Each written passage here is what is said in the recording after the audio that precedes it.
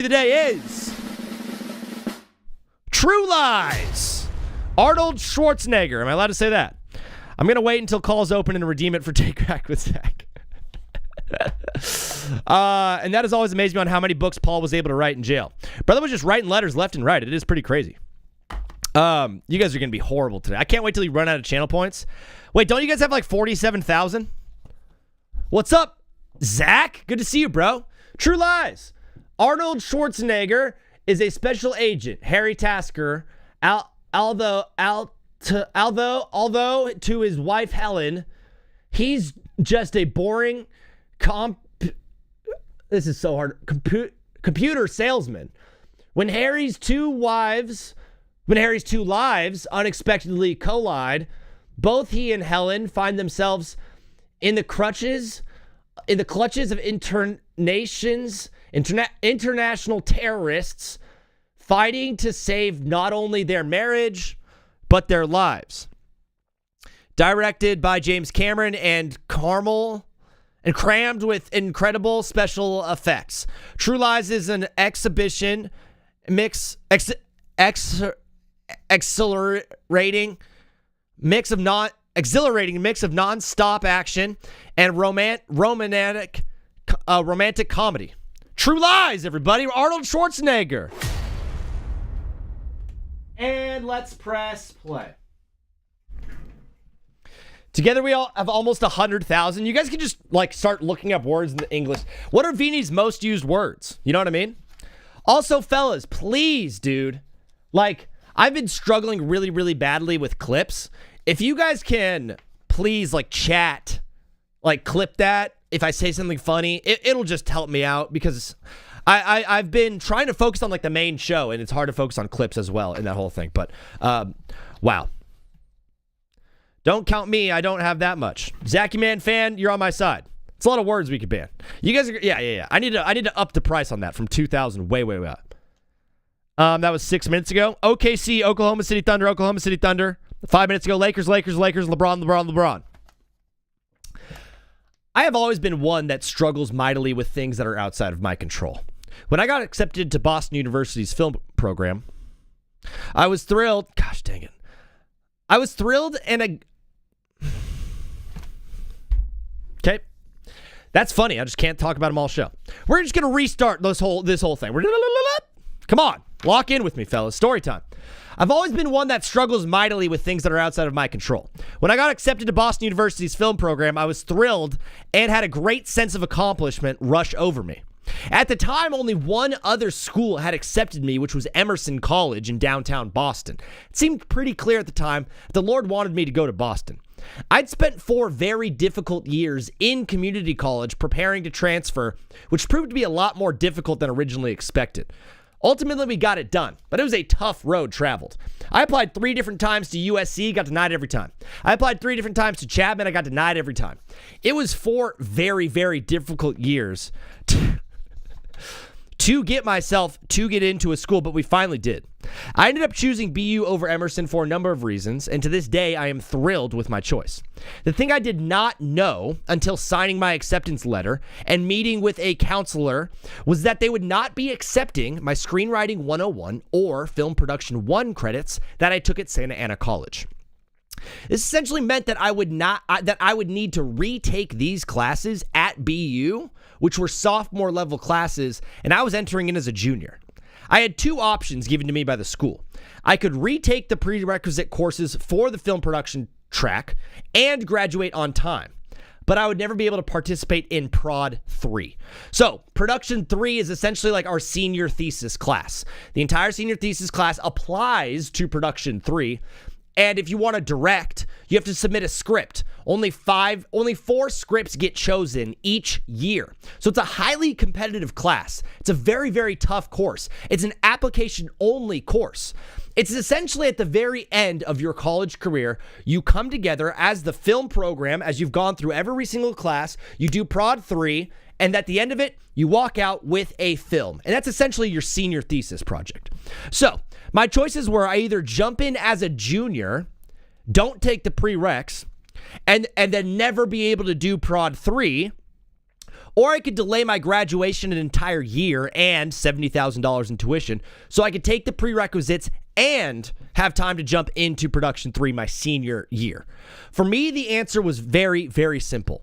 Take control. I wanted to take Prod 3 and graduate on time, which my counselor said was totally impossible. So I ended up scheduling a meeting with the assistant to the dean of film production, and he highlighted for me exactly why my credits would not transfer over. The reasoning was just, I learned how to edit on Adobe Premiere, but the school used Avid. And so in their Prod 1 courses, where I learned Premiere, they learned Avid. So I would need to learn that. Also in my Prod 1 course at Santa Ana College, we did not learn or do a deep dive into lighting, which was imperative for me to have accomplishments at BU, given their higher level production classes. So I didn't do lighting and I didn't learn on Avid. So that day I proposed a plan. I would ask my teacher at Santa Ana and see if he would be willing to send a letter on my behalf saying that although lighting was not a focal point of the class I took, I got specialized one-on-one training with the head of cinematography, that didn't even exist, while ADing on a web series we were shooting at my school. He was willing to do it, and BU bought it. So, lighting, check one. Now for the editing. There was no way around this one. I couldn't just fake my way and say, oh yeah, I know how to use Avid. I wasn't able to fake it. I asked BU to give me 1 week. I said I will turn around and edit better than they have seen from any other Prod 1 student this year, and I will do the whole thing on Avid. I will learn the program, and I will teach it to myself, and I will turn around and edit in a week. That's better than anything you got. They did not believe I'd be able to do this. They did not believe I'd be able to teach myself an entire editing program. So they laughed and said, go ahead. 5 days later, I submitted my edit, and the dean of the School of Communications retroactively accepted all of my transfer credits from Santa Ana College as I accomplished my goal. I took control of the situation. I got to graduate on time and participate in Production 3. I got to have my cake and eat it too. Doing all of that was very, very difficult. It was something I needed to do, though. I ended up submitting a script to Prod 3, and I got selected, luckily, to direct. My script was chosen. I wasn't even supposed to be in this class, and my script got chosen. I got to be a director. The movie I made was called Roses and Red Noses. It was a romantic comedy about clowns falling in love with each other, as street-performing clowns tend to do at the Boston Commons, in the middle of downtown Boston, the same place they shot Good Will Hunting. Our film ended up winning Best Picture at our school's film festival called the Redstones. The #1 cash prize for winning the Redstones was a camera. It was this camera right here. It was this camera right here that had sat in a box for 5 years, and I didn't even use it until I started this show. All this to say, I struggle mightily with things outside of my control, even to the point where when something is outside of my scope of manipulation, I still find a way to take the reins. However, I will never, ever be able to take control of my sports teams. Honestly, I wish I could. I wish I could just stop caring about my teams. I wish I could stop caring about the Lakers. Watching them get completely reffed out of a game in the most hostile building in the league against the best team we have seen in the past 10 years was one of the most frustrating experiences I've gone through as a fan. All of this to say, I absolutely hate the Oklahoma City Thunder. Oreo, we can't do that one.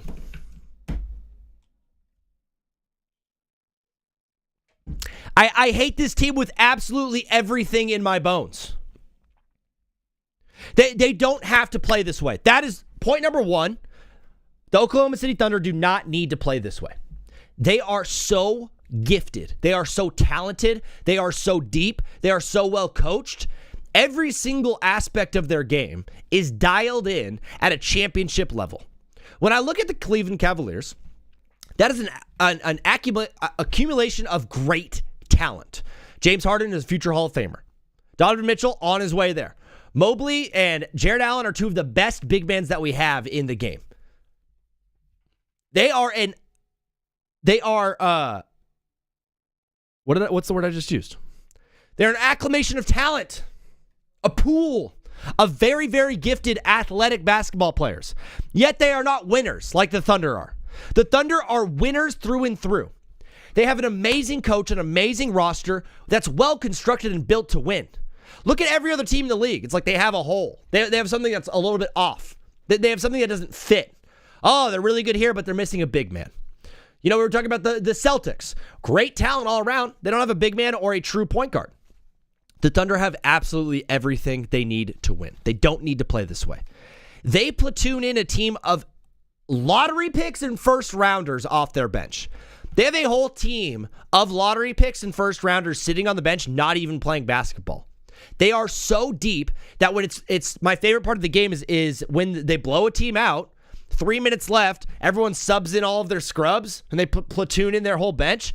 Their entire team, that team that they platoon in like late games, in scrub time, that team would be a 7 seed in the playoffs. Like, they have a good enough bench to be a playoff team. If you split the OKC Thunder into OKC A and OKC B, that team, both teams, would be absolutely incredible.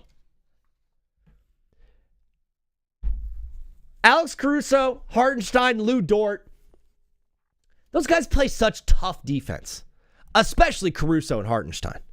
They play such tough defense, and really every Thunder player does. They're in the passing lanes, deflecting every pass that comes their way. They're blocking shots. They're stealing. They are so feisty on defense. They are absolutely everywhere. You cannot get a fast one by them. You can't sneak anything by this team. They play such hard-nosed defense. It's got to make those guys sick to their stomach watching this team play basketball. You know what it reminds me of more than anything? It reminds me of the tush push, right? One, for the competitive nature of it on the court. It's one of those things that all the OKC Thunder fans are like, yeah, you could do it too.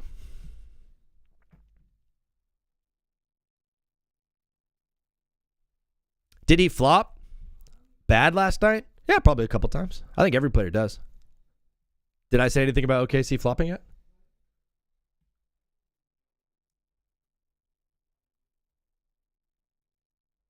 Completely lost my train of thought. Thank you.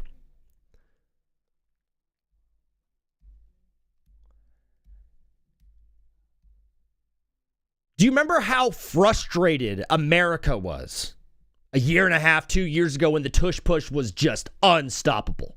And all the Eagles fans are like, you could do it too. And it's like, not really.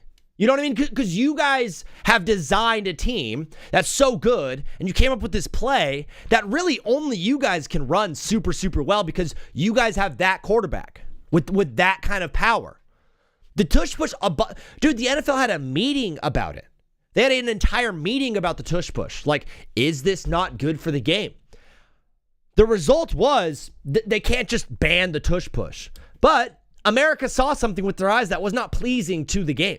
No one sat there and was like, oh, I love on 3rd and 1 or 3rd and 2 when they run the tush push. That's awesome. The only people that liked it or were proponents of it were people that were fans of the Eagles. There were even Philly people that were like, man, I hate the tush push so much. I absolutely hate that we do it. I like that we're winning games. I like that when it's 4th and short, I know we can get an automatic first down, but I hate it. The reason we hated it is because it was not pleasing. It wasn't football. It doesn't feel like football. It feels closer to rugby, right? It wasn't like a gnarly competitive advantage, although it was an advantage for them. It wasn't something exclusive to them, like every team could run it. But ultimately, it was bad for the sport. No one sat here and was like, I love the tush push. Everyone hates the tush push. The way the Thunder play basketball is the exact same way. Almost every single time a guy shoots a three, they instantly scissor kick their legs out and then fall to the floor. We've talked enough about Shea and Chet and them foul baiting, right? That's fine. You know, when a defender is straight up like this and you throw your whole body into him and you then throw the ball into the air and the refs call a foul, that's not aesthetically pleasing. That's not fun to watch. When the Warriors had their dynasty run, yeah, we hated the Warriors. Dude, we hated the Warriors. We hated Steph, we hated Clay, Draymond. We hated when KD went over there. But every single night we tuned into those games knowing we might see something that we've never seen before. Because at least what they were doing was the most entertaining form of basketball we had ever had at that point. We didn't have the three-point shooting that we have today back then. When the Warriors started doing it, it was like, oh my gosh, this is a new form of basketball. I've never seen this before. It was all highlighted, that dynasty from the Warriors. It was, yes, success. It was winning. It was championships. But at the same time, it was incredibly entertaining. It pushed the game forward to the point where now the entire game has changed. The pace that 2015 Warriors team played at, per 100 possessions, was the fastest in the league. We had never seen a team play a faster brand of basketball than we saw from that Warriors team. It changed the league so much to where that Warriors team from 2015 this season would have been 25th in pace of play. It was the fastest thing we'd ever seen. And now today, it'd be one of the slowest. The three-point shooting has only increased in the NBA because of what that team did. That 2015 Warriors team, that dynasty run, pushed the game of basketball forward into a positive direction. We didn't like the winning because our team wasn't doing it, but we at least tuned in every game knowing that we might see something that we've never seen before. It was aesthetically pleasing. It was a great game of basketball. That is not the case with OKC. That is far from the case with this Thunder team. To earn respect from sports fans takes two things. It's success and pedigree. And number two is wow. LaMelo Ball has more respect amongst NBA fans than the entire Thunder roster. LaMelo Ball has not won more than a singular play-in game. Yet what LaMelo does on the court is so fun and exciting that we appreciate his greatness. And we thank LaMelo. Every time I watch the Hornets play, I'm like, that's awesome. They got blown up by 30, but it was super fun. I love that Hornets team. We have a ton of respect for them as a team. We don't respect OKC because we don't like watching them play basketball. It's a nasty brand. I know a lot of people are like, you just hate us because we're good. That is so far from the truth, man. That is so far from the truth. Everyone hated the Warriors because they were good, but we loved watching them play basketball. We hate the Thunder because they're good, yes, but we also hate watching them play basketball. It's not fun. If my team wasn't playing them, I don't think I'd be watching their series. I watched maybe 10 minutes of the series with the Suns because I hate watching this team play basketball. I feel bad for the OKC fans, like JD. I feel really bad for the fans because you guys are out here trying to defend your team, which I think is a valuable standpoint and a place to stand. It's just like you're trying to defend the devil. It's like the entire league, even ESPN, bro. The NBA pays ESPN to broadcast their games, right? And to talk about the sport. That's a partnership. Today, all over First Take, all over Get Up, all over Inside the NBA, all over NBA Today. It's about how unaesthetically pleasing this Thunder team is and how awful it is to watch them play basketball. That's horrible for the NBA. I'm not even saying this from the perspective of someone who cares about an individual team. Dude, put me away, dude. Let me just look at it from a bird's eye view and I can look down on this game. What the Thunder are doing is not good for basketball. You're like, oh, every team can play this way. Could you imagine how horrible that would be? Could you imagine how horrible it would be if Cade Cunningham stopped playing basketball this way and started just playing like Shea? Could you imagine if the Pistons, who are known for their defensive prowess and hard-nosed basketball, and when you punch us in the face, we're going to get back up? Could you imagine if they started playing like the Thunder? Could you imagine if the entire NBA was like, all right, we're just going to start doing what they're doing? It would be horrible. The viewership would go down to the basement, and serious changes would need to happen in the NBA for people to watch again. I don't think America will respect this team until they're impressed by what they do on the floor. We hated the Warriors, but we were impressed by what they did. We hated that Kevin Durant joined the team, but we were amazed by them breaking the Bulls record and going 83-9 or 73-9. There was amazement. There was shock. There was exuberance. Watching those teams play basketball was fun and exciting, and it let me know, like, wow, that's the best of the best. That is so good. The reason it's so frustrating with the Thunder, and the reason America will never respect them, is because as good as they are, we don't watch them play basketball and are like, that's awesome. We watch them play basketball and we say, it's rigged. The refs are on their side. And I can't blame America. There's even all these stats about, like, the Thunder, I think, have the 17th. They're 17th in attempted free throws this season, including the playoffs. That's not high, right? But that's not where we're mad. Personally, me. Your casual fan is going to see the offensive stuff and be like, they're flopping and fouling. The refs are putting them on the line. That's actually, the stats don't back that up. The stats really don't back that up. The part that's frustrating is Lou Dort is allowed to play defense like a football player and body check LeBron James every time he's on the floor. Yet when we go on the other end of the court and we're playing defense, Chet Holmgren bumped into Austin Reeves and fell to the floor and they called a foul. Chet Holmgren's a 7-footer bumping into guys who are 6'3" and then falling on the ground. And then,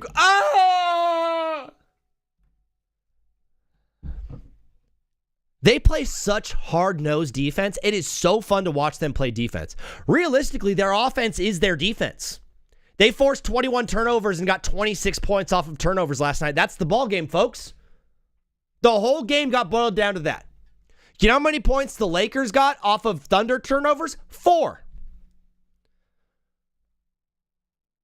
The Thunder scored 26 points off of Lakers turnovers. That's a plus 22-point differential in a 19-point game. That's the difference in the game right there. Their turnovers turn into offense. And the reason they're so good offensively is not because of the foul baiting. It's not because of the flopping. It's because SGA is a walking bucket, and they force so many turnovers that it leads to easy offense. The part that people absolutely hate more than anything is that the way that they play defense is not allowed by the opposing team. The refs let them play hard. They let Lou Dort lock up LeBron James like he's Max freaking Crosby. But they don't let Austin Reeves body check Chet Holmgren. The worst part as a fan is, like, I hate watching it. It's like it's not fun to watch. You know, I used to hate soccer, and then I started watching soccer, and I was like, soccer's, like, pretty fun to watch.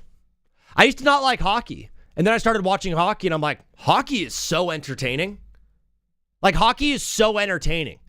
The sport on the ice is an amazing sport. And you know what? So is basketball. Basketball is an amazingly fun and entertaining sport to watch. If you've ever been to a game, dude, the score does not matter. Anytime a guy throws down, it is so impressive to watch. Watching people shoot threes, watching people play defense, score, alley-oops, steals, blocks, turnovers. It's an inherently entertaining game, and that's the only reason we watch it. You know why we watch baseball? You know why we watch baseball? Because it's been around since 1850. Because our great-great-grandfather and his son and his son and his son and now you grew up watching baseball. It's a lineage that's been passed down for over almost 200 years. It's regional pride. The reason the WNBA is not massive, the reason the WNBA is not a huge sport, is not because it's chicks. It's not because they're not good at hoops. It's because it's only been around for like 30 years. Baseball's been around for 150 seasons. So yeah, you're like, WNBA games, like the sport of basketball, is much faster paced. It's much easier to be like, that's entertaining and fun than watching a baseball game. Hey, here we go, pitcher. Here we go, come on now. Here we go, kid. Like, baseball is not, like, entertaining, right? If baseball got started today and I was like, hey, I started a game called baseball, people would be like, that stinks. I'm not watching that. That sucks. It's so boring. If basketball got invented today, and they're like, hey, there's a new sport called basketball, people would be like, whoa, this is really fun. The Thunder are making basketball not fun, and they're making it not a good game to watch. It's one of the most aesthetically pleasing things that we have in sports is watching guys hoop. Watching an AI crossover. Seeing Luka Doncic pull off some Luka magic. Watching Kyrie Irving just dribble. Watching LeBron James alley-oop with his son. It's such an entertaining sport, and the Thunder have made it incredibly hard to watch. And for that reason, America will never respect them. I thought the Lakers played well in this game, even though they did have 21 turnovers and lost by double digits. But given the circumstance with your best player on the bench in that arena against that team and the refs being against you every step of the way, the Lakers played a darn good basketball game. I don't think it's crazy to say that if Luka plays in this series, it'd probably be split 1-1. Yeah, I know we would lose some defensive production. I know that our defense would drop a bit with Luka Doncic out there, but the man puts up 34 points per game. His scoring would absolutely make up for it. We lost the game last night by 19. Throw Luka Doncic in there. How many more points do the Thunder scored? They put up 125 last night. What, did they put up 135 with Luka out there? That means all Luka would need is 20 points and they win the game. Sorry, 28 points and they win the game. The dude averages 34. It's frustrating. The Lakers had a lead in the third quarter, and then the Thunder went on a plus 18 run with SGA on the bench. They have so much depth that when your guys are gassed, they bring in fresh legs that can absolutely murder you. They have a whole bench full of lottery picks just sitting there fully rested, ready to go. They brought in Jared McCain last night. The guy played 20 minutes in the first round. 20 minutes! They didn't need him. He's now got 8 threes in this round against the Lakers, absolutely balling out. That's a guy they just didn't even use last round. And they're like, I guess we'll use him now. AJ Mitchell is like an actual number one option on some teams. Isaiah Joe is barely getting any run, and he's incredible. Casey Wallace is so good. They have dudes on dudes on dudes on dudes on dudes. They are so impressive and so good. I just wish we could celebrate them. We can blame SGA and the Thunder all we want, and I do because they're annoying, but the root of the problem is still the way the game is officiated. I think it is. What's up, Elliot? What's up, Sugo? Have I ever gotten a prank caller? No. It's Sugo, you're getting to the heart of the point. And the problem is it's not necessarily the Thunder's fault. Just like the tush push is not the Eagles' fault. The Eagles didn't manipulate the rules of the game. They play the game. And they found a play that fits within the confines of the rules. The NBA got rid of hand checking a decade ago, and it's now led to this. It's now led to the way that the game is being officiated is soft. I hate the idea that if I'm in a defensive position and you launch your... Check. Did I lose my mic? Check one. Am I good? Am I good now? Back. Thank you. Yeah, did he get a new XLR cable, I believe? Something. This one's very old. Thinking about it. Wow. Yeah, this one's almost 7 years old. Crazy. The Eagles are not doing anything illegal when they run the tush push. They found something that fits within the confines of the rules. And yeah, it's not great. We don't like watching it. It's not aesthetically pleasing to the eye, but it's not illegal. It's so not illegal that last year they formed a competition committee to see if they should make it illegal. They're like, hey, this thing sucks. We hate watching it. It's not very good for the sport. Should we make it illegal? And they were like, nah, let's not. Let's keep it. So we kept it. Adam Silver went on a absolute hysterical mission to combat tanking in the NBA to the point where he completely butchered the entire draft lottery for the next 3 years. Yet the biggest problem that he was facing was sitting right in front of him. It's the way that the game is being officiated. So for Thunder fans out there, I feel very, very bad that people today are like, the refs are rigged the game. You guys have the refs on your side. No, you guys are taking advantage of the referees. You're taking advantage of the game. And the refs are just calling it as they see it. They're calling it poorly. The thing that's the most frustrating is there were 47 fouls called in that Thunder and Laker game. It's a 48-minute basketball game. 48-minute basketball game, you had 47 fouls. It's a foul per minute. I don't care what side you're on. I don't care if it was your first time watching basketball. I don't care if it was your last time watching basketball. That was terrible. 47 fouls in a 48-minute game. Could you imagine that in the NFL? Can you imagine a flag a minute in the NFL? Roger Goodell would go out onto the field at halftime and fillet the referees in front of the whole stadium. It would be like the proletariats bringing the bourgeoisie in front of the Arc de Triomphe and hanging them in the gallows and bringing out the guillotine. Could you imagine a flag per minute in the NFL? That's what we got last night. We got a foul per minute in a basketball game. Question, though, don't you think you can't double Shea if J-Dub was in so it goes both ways with injuries? I don't know what you mean. I think you'd still double Shea if J-Dub is in. You lose out on an opportunity there. Just J-Dub's going to hit shots. I wouldn't know. JJ Redick has a game plan for that. I think they've thought about it. You know, we got SGA in foul trouble early in that game. He had 3 fouls in the first half, and then I don't know what happened the rest of the game. So we stopped attacking him on defense. Like, the guy's got 3 fouls, start attacking him on defense. And he got the 4th foul. He had to sit in the 3rd quarter. We took the lead. We're like, SGA's out. Let's go. Plus 18 with him on the bench. It doesn't matter if SGA's in or not. That's why I struggle with the whole SGA MVP thing. Is like, you could take him off the team. The team is still the number 1 seed in the West. Take SGA off that team. They're still the best team in the West. Do that with any other team in the NBA. Remove their best player, and they're not very good.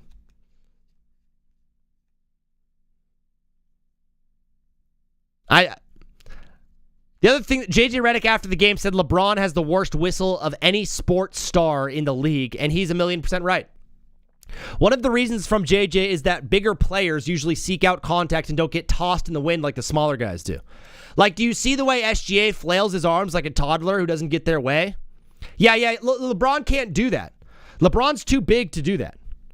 Could you imagine if LeBron went up for a shot and went, ah! They're like, no, dude, you're too big. That's clearly a flop. But the smaller framed guys are able to flail their arms like the inflatable guys in front of a car dealership, and they get calls that way. It doesn't look physically possible if LeBron does that, whereas SGA, it does because he's such a small, tiny little guy. He can flail his arms and get calls because that makes sense. And in the physics eye of the referee, it makes sense when he flails his arms like, oh, he must have been fouled. LeBron flails his arms like he's flopping. He's faking it. But it goes deeper than just size. Joel Embiid's a 7-footer who gets crushed all the time down low. He gets calls. Karl Anthony Towns, he's another 7-footer. He gets hammered all night long. He gets fouls. There are so many big man stars that get the proper whistle, but LeBron doesn't. It's just insanely unfair. It's frustrating. And despite never getting that star treatment from the refs his entire career, he is still the all-time scoring champion. Man, people get on him for flopping when it's literally all he can do to get a call sometimes. LeBron has to flop to get calls. We don't like it when it happens, but, you know, guys. We're 42 minutes into the show. For my mental health and yours, I think it's best if we just move on with our day and have some fun with it. Let's stop talking about this game. Let's move on to tonight's games, and let's get into my top 10 playoff performers of this year. I got it for you guys live. I did this last night. I got some feedback from the chat, and so I adjusted a couple of things for my top 10 playoff performers of the year so far. Sugo said, what about the Dort dude? I think I completely understand that, but I mean, LeBron is able to score more because J-Dub isn't on him. I mean, Lou Dort's playing really, really good defense on him. Really good defense. The thing that's frustrating is Lou Dort is like tackling him and like punching him in the gut and like hitting him so hard and body checking LeBron James. And none of those are getting called. And then Marcus Smart like puts his hand on Chet. Chet falls over, and it's a foul. That's where the people are so mad. That's where people are mad. Like, watch the way Lou Dort plays defense on LeBron, and watch all the non-calls, and then watch the way the Lakers get called on defense for, like, blowing, like, someone. Whoa, I'm so sorry, guys. That was Daddy, chill. Like blowing on someone. You know what I mean? My top 10 playoff performers so far of the season. Number 1, Cade Cunningham, obviously. He's averaging the most points per game in the playoffs. He got the most total points in the playoffs. He's averaging 31, 5, and 7. He's shooting 45% from the field, 40% from 3. Dude, Cade does more for this team on an individual level than any other player in the playoffs. The team goes as far as he will take them, and oh yeah, he also plays lockdown defense. At 2, I've got Rudy Gobert. He's the reason this Timberwolves team is even here in the first place. He spent 6 games doing something nobody has ever been able to do, which is shut down the most dominant offensive player we've ever seen in Nikola Jokic.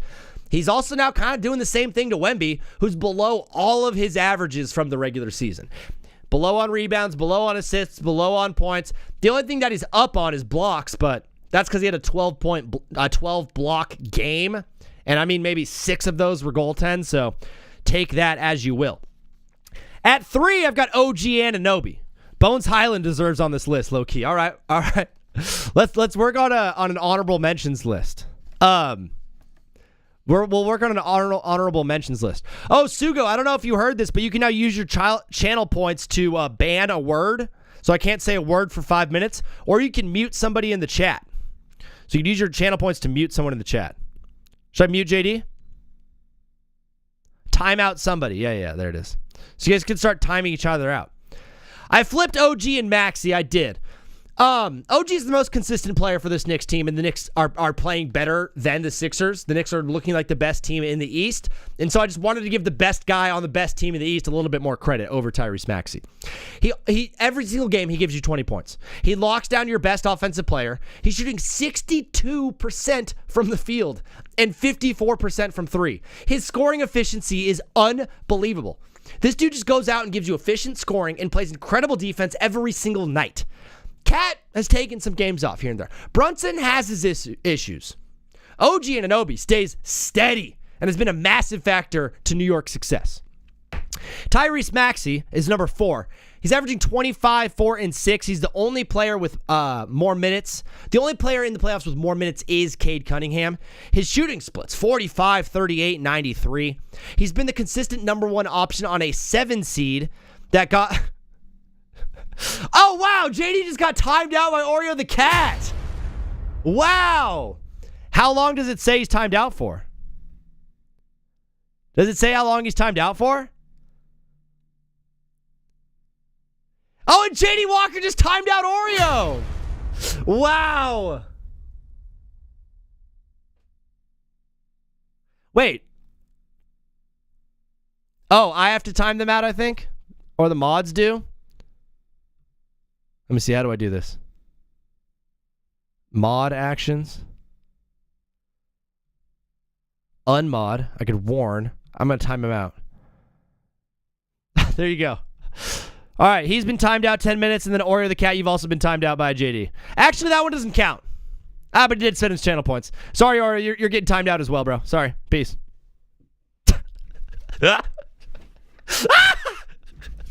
Oh, and it deletes all their messages too? Oh, that's terrible. Oh, they're going to be so mad when they come back. Dude, they're going to come back and I'm going to go, all right, power hour's over, and I'm going to take the 5-minute break. Dang, that stinks, bro. Dude, JD and Oreo, dude, that's so funny. Ha ha, they're not here. Ha ha. Thunder stink, Wemby's a joke. Thunder stink, Wemby's a joke. Wemby's bad, Wemby's averages are bad.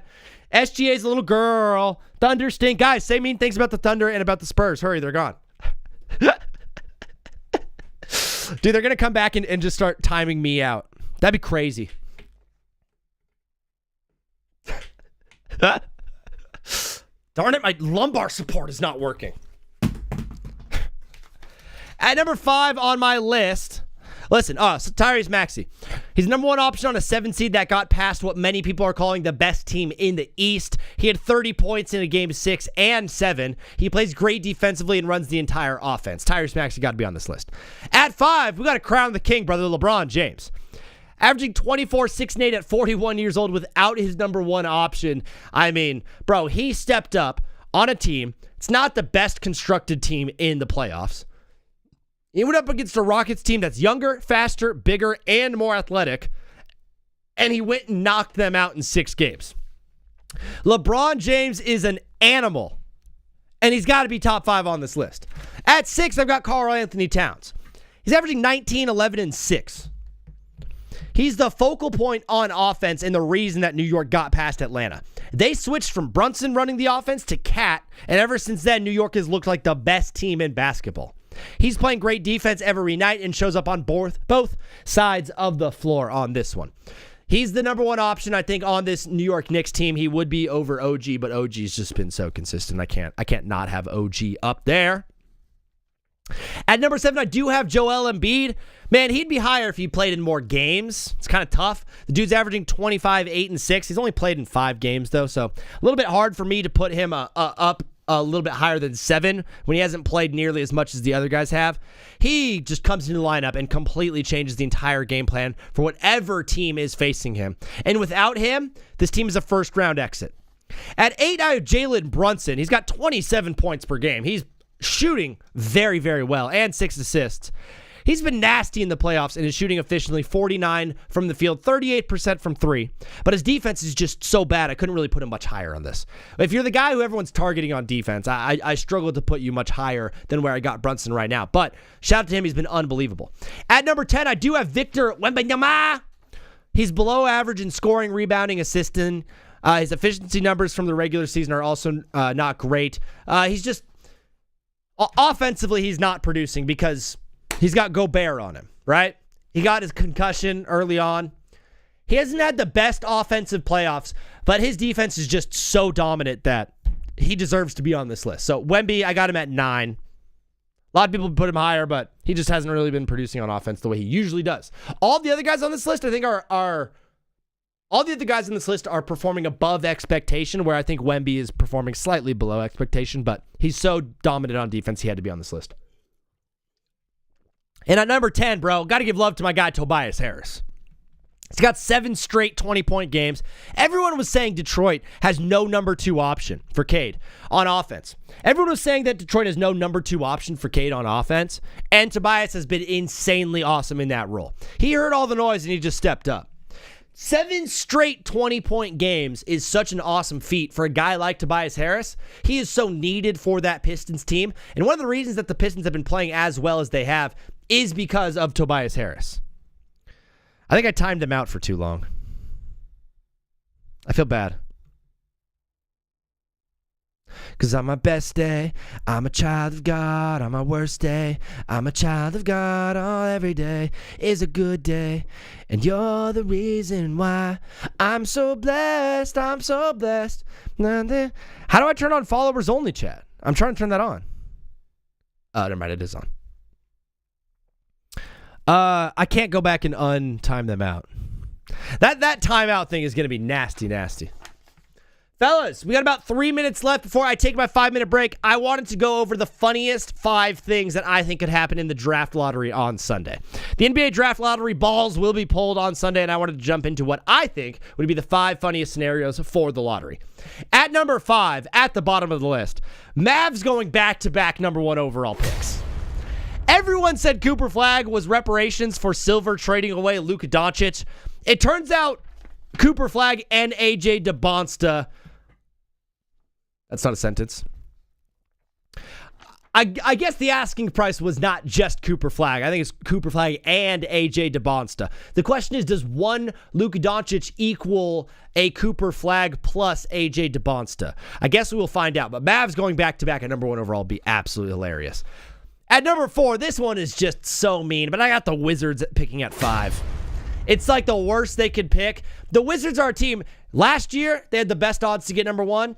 Didn't get him. This year, once again, worst record in the league, best odds to get number 1. It's a team that's kind of trying to.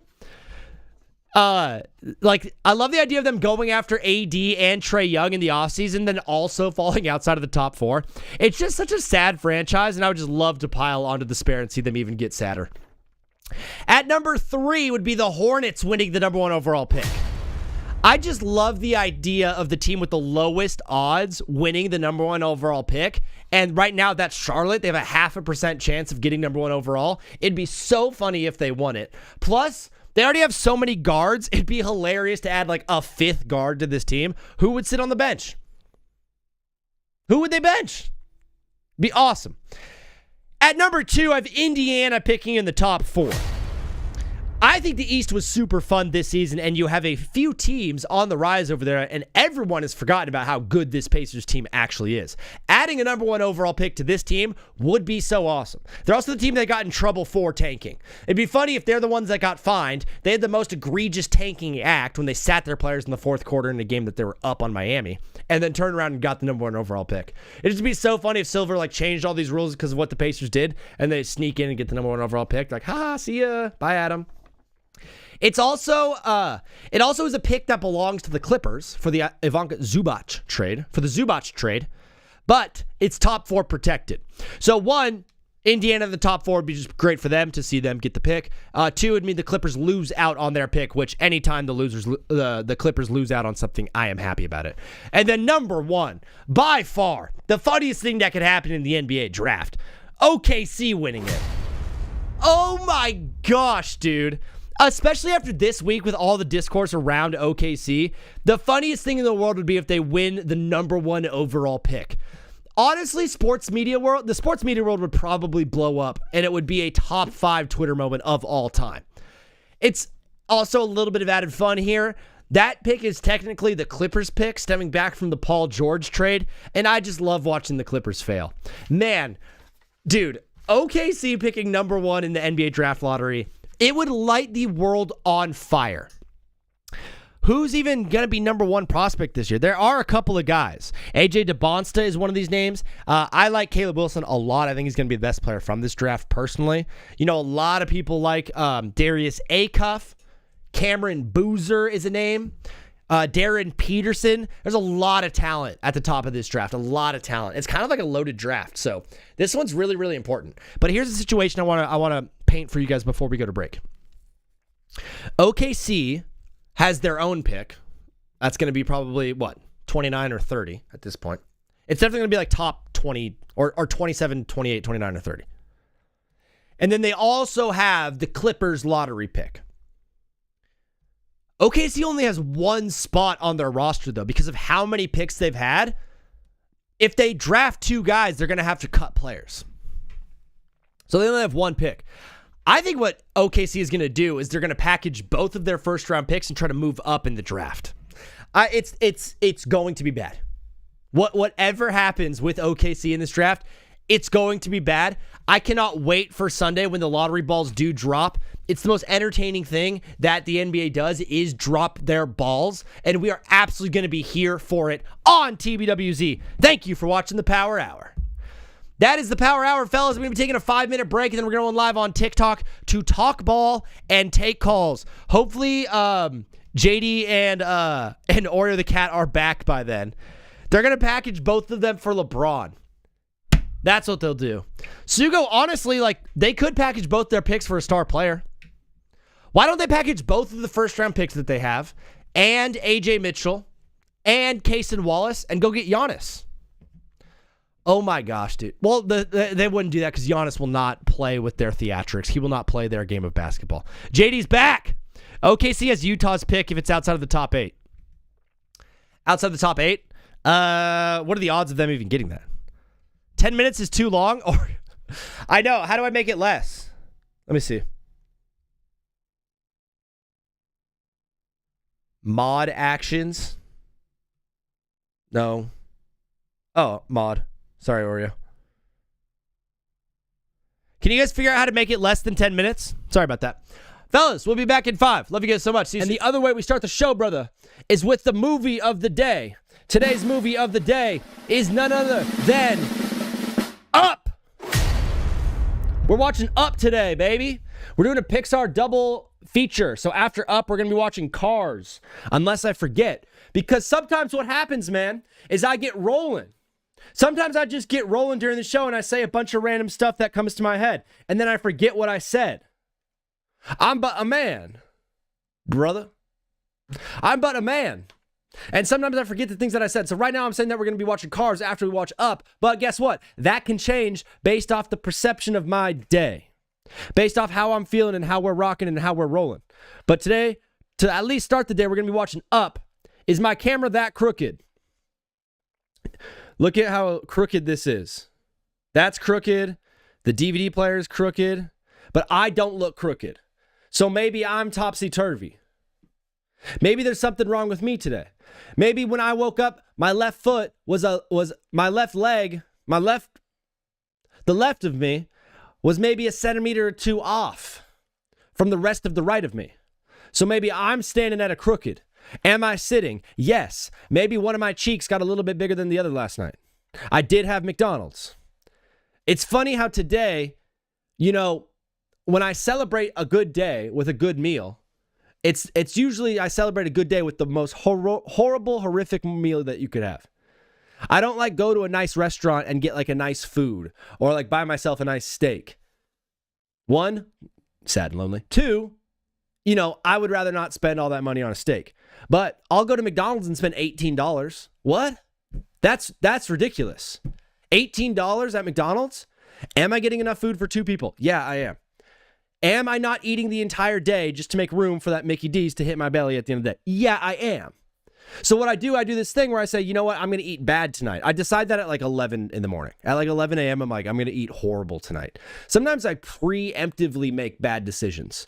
I don't wait for the bad decision to come upon me. I'm cooking right now.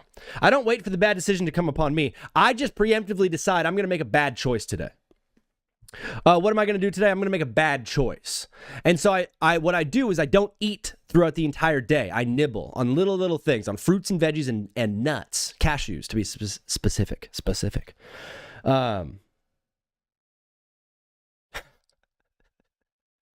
am I talking about? This is so ridiculous. This is so ridiculous. It's not just a sports show. It's a show about life. It's a show about the pursuit of happiness, which I'm doing.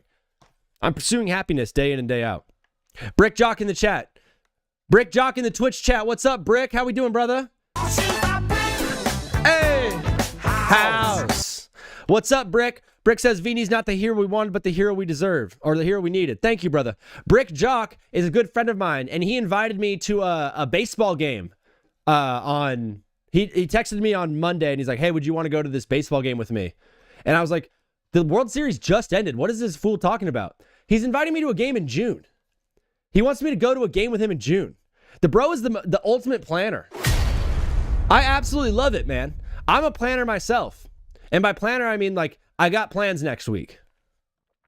By planner, I mean like I wrote in my calendar for 2027, April 15th, check what draft pick the Chargers got for the conditional 2027 seventh round pick from the Jets for trading that bum corner.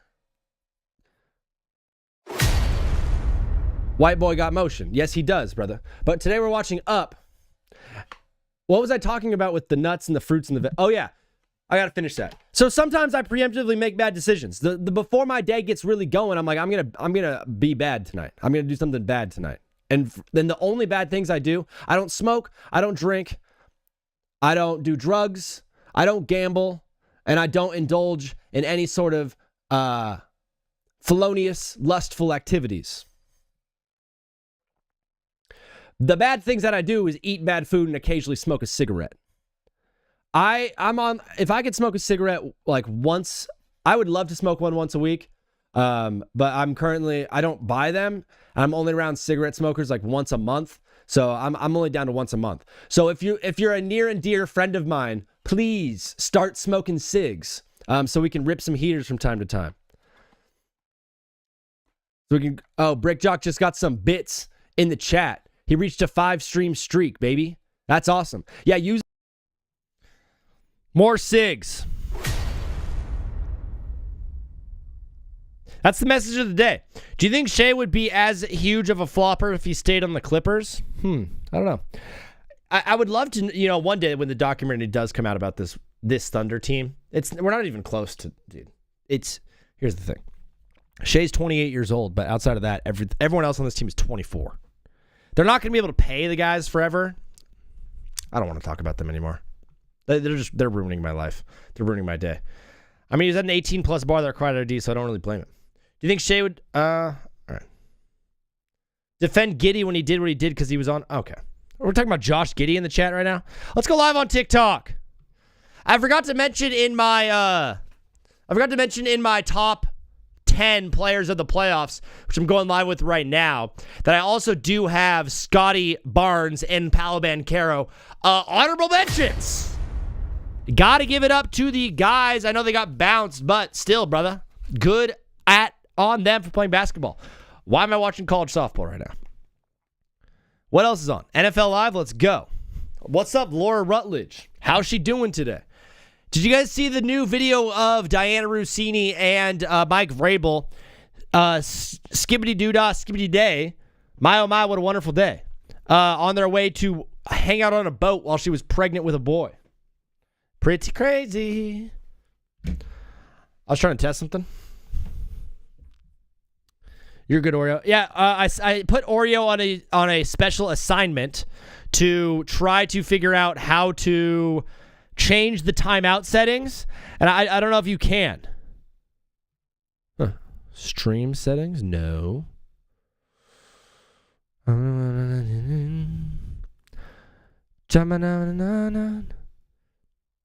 Because on my best day. That song's going to be stuck in my head for a long time.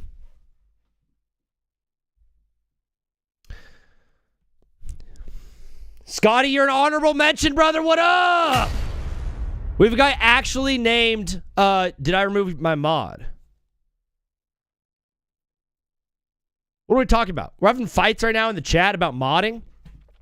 Fellas on TikTok, what is up? How you guys doing? I have my top 10 playoff performers for you right now. Cade, obviously, number 1. Gobert, number 2. Don't come at me like that.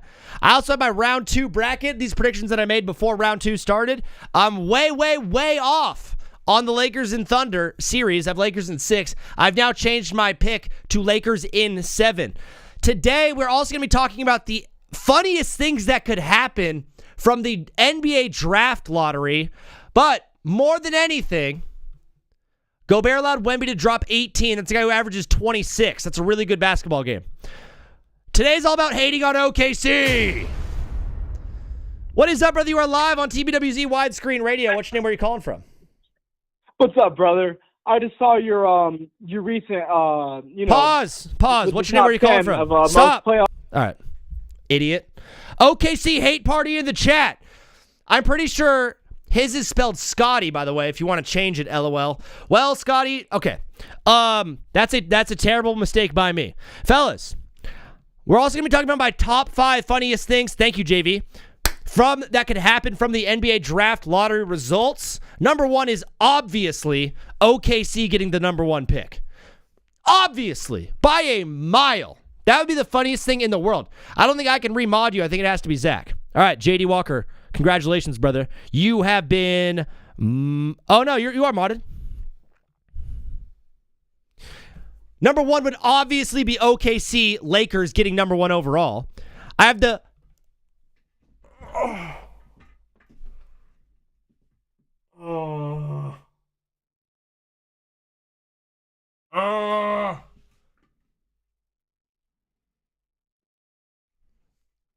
Bit my lip so bad. Playing hurt today. Oh my gosh. Because then your lip gets swollen and then you start biting it even more. I'm playing hurt today. Hey, if I can play hurt, Luka Doncic can play hurt. Get in the freaking game, Luka. The funniest thing is OKC getting the number 1 pick by far. Number 2 is Pacers picking inside the top 4 because then that would mean that pick would not go to the Clippers. If it falls outside of the top 4, it's the Clippers. If it's inside the top 4, it's the Pacers. I'll go over these in just a little bit as we keep going. What is this one? This is my top 10 playoff performers. Sorry, I got to label this. My bad. We're doing the top 10 playoff performers. Cade, Gobert, OG, Maxey, and LeBron round at the top 5. Shout out to Tobias Harris. He made the list after last night. I got a little bit of feedback. Had to add Toby Harris and Trey. Thank you for the follow. The crash outs of the Thunder got a top 4 pick would be epic. Dude, could you imagine if the OKC Thunder got the number 1 overall pick? The world would freeze over. People would freak out. What's up, Chris? We got the same Kobe poster. You and I both shop at Walmart, bro. I also figured why not talk a little bit about where Giannis is going to play next year. Because I've been going back and forth on this idea on, like, how do you fix the Boston Celtics? Like, what do you do? A lot of people are trading Jaylen Brown, and a lot of people are making that trade for Giannis. When I think about Giannis moving on from the Milwaukee Bucks, I don't think I have him directly going to Boston, but a lot of people do. Back to, before we keep going, guys, I do need to make sure that you see my bracket that I predicted for round 2. OKC with AJ or DP would be nasty. Could you imagine OKC adding AJ DeBonsta to this team? Prince Quee said Knicks. Good chat. I assume this is relative to how they played in the regular season. No. This is all about postseason. He's talking about this. Let's just jump into this. This got a lot of love last night. I'm getting a call right now. I'm going to take this call. What is up, brother? You are live on TBWZ widescreen radio. What's your name? Where are you calling from? Oh, my bad. I thought this was McDonald's. What an idiot. Cade is number 1 on this list. JD, are we good? Or the cat, are we good? Zach has to type that in chat, I think. JD's already been modded. Lakers have died, LOL. They're down 3-0. They're down 2-0, first of all. Change that to Knicks in 4. Prince Quee, you want me to change it? You got it, bro. There you go. Does that make you happy? Knicks in 4? Now are you going to follow? Now are you going to hit the follow button? Oh, he changed it to Knicks in 4. There you go. I also changed it to Thunder in 4. Does that make you guys happy? Am I more credible now? My lip is bleeding. Remove it and then add it again? What, like, guys, I'm trying to do a show. You guys are so concerned about little things. There you go. You've been modded. What game do you think the Cavs win? Probably game 4. I'm going to say game 4. Why is Gogurt 2? I think you're referring to this. It's funny to call him Gogurt. I call him Rudy Gobert.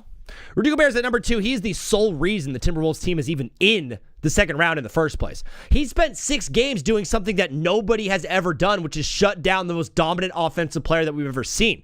He's now doing a very similar thing to Victor Wembanyama. And so I put Rudy Gobert at number 2 just because he absolutely carried his team to round 2. Lakers in 7. Yes, sir, that guy Rashid. Bro, you get one of these, Rashid. Rest in peace, my granny, she got hit by a pursuit. Why everyone got Tobias? He's had 7 straight 20-point games, Chris. Tobias Harris had 7 straight 20-point games. Everyone was saying Detroit needs a number 2 option. And then Tobias said, all right, hold my beer. I got you, bro. Honorable mention to Scotty Impalo. They'd probably deserve to be on this list, but they got eliminated, and I just didn't want to put anyone who's been eliminated on this list. LaRavia's got to go. After yesterday, he cannot play another minute. Jake LaRavia's out there to, like, purely give AR and Luka and LeBron like a break. That's all he's out there to do is play hard defense and give the guys a break. I think he's done a good job at that this season. If we're going out there and like, hey, we need Jake LaRavia to score 15 points, that's not a good basketball team. Jake LaRavia is there to give Luka Doncic a break, and I think he's done a good job at that this season. But I hear your sentiment. Maybe swap Wemby and Tobias. Oh, we're nitpicking, but thank you, Liam. Appreciate you. Game 7, Jarrett Allen. That team is trash, dude. I'm so sick and tired of that Cavs team. They make me so frustrated. Dude, I picked them to win the whole thing at the beginning of the playoffs, and they're absolutely stinky. We're like minus 13 with him on the court. Yeah, he was in on the court when the Thunder went on a plus 18 run last night with SGA on the bench.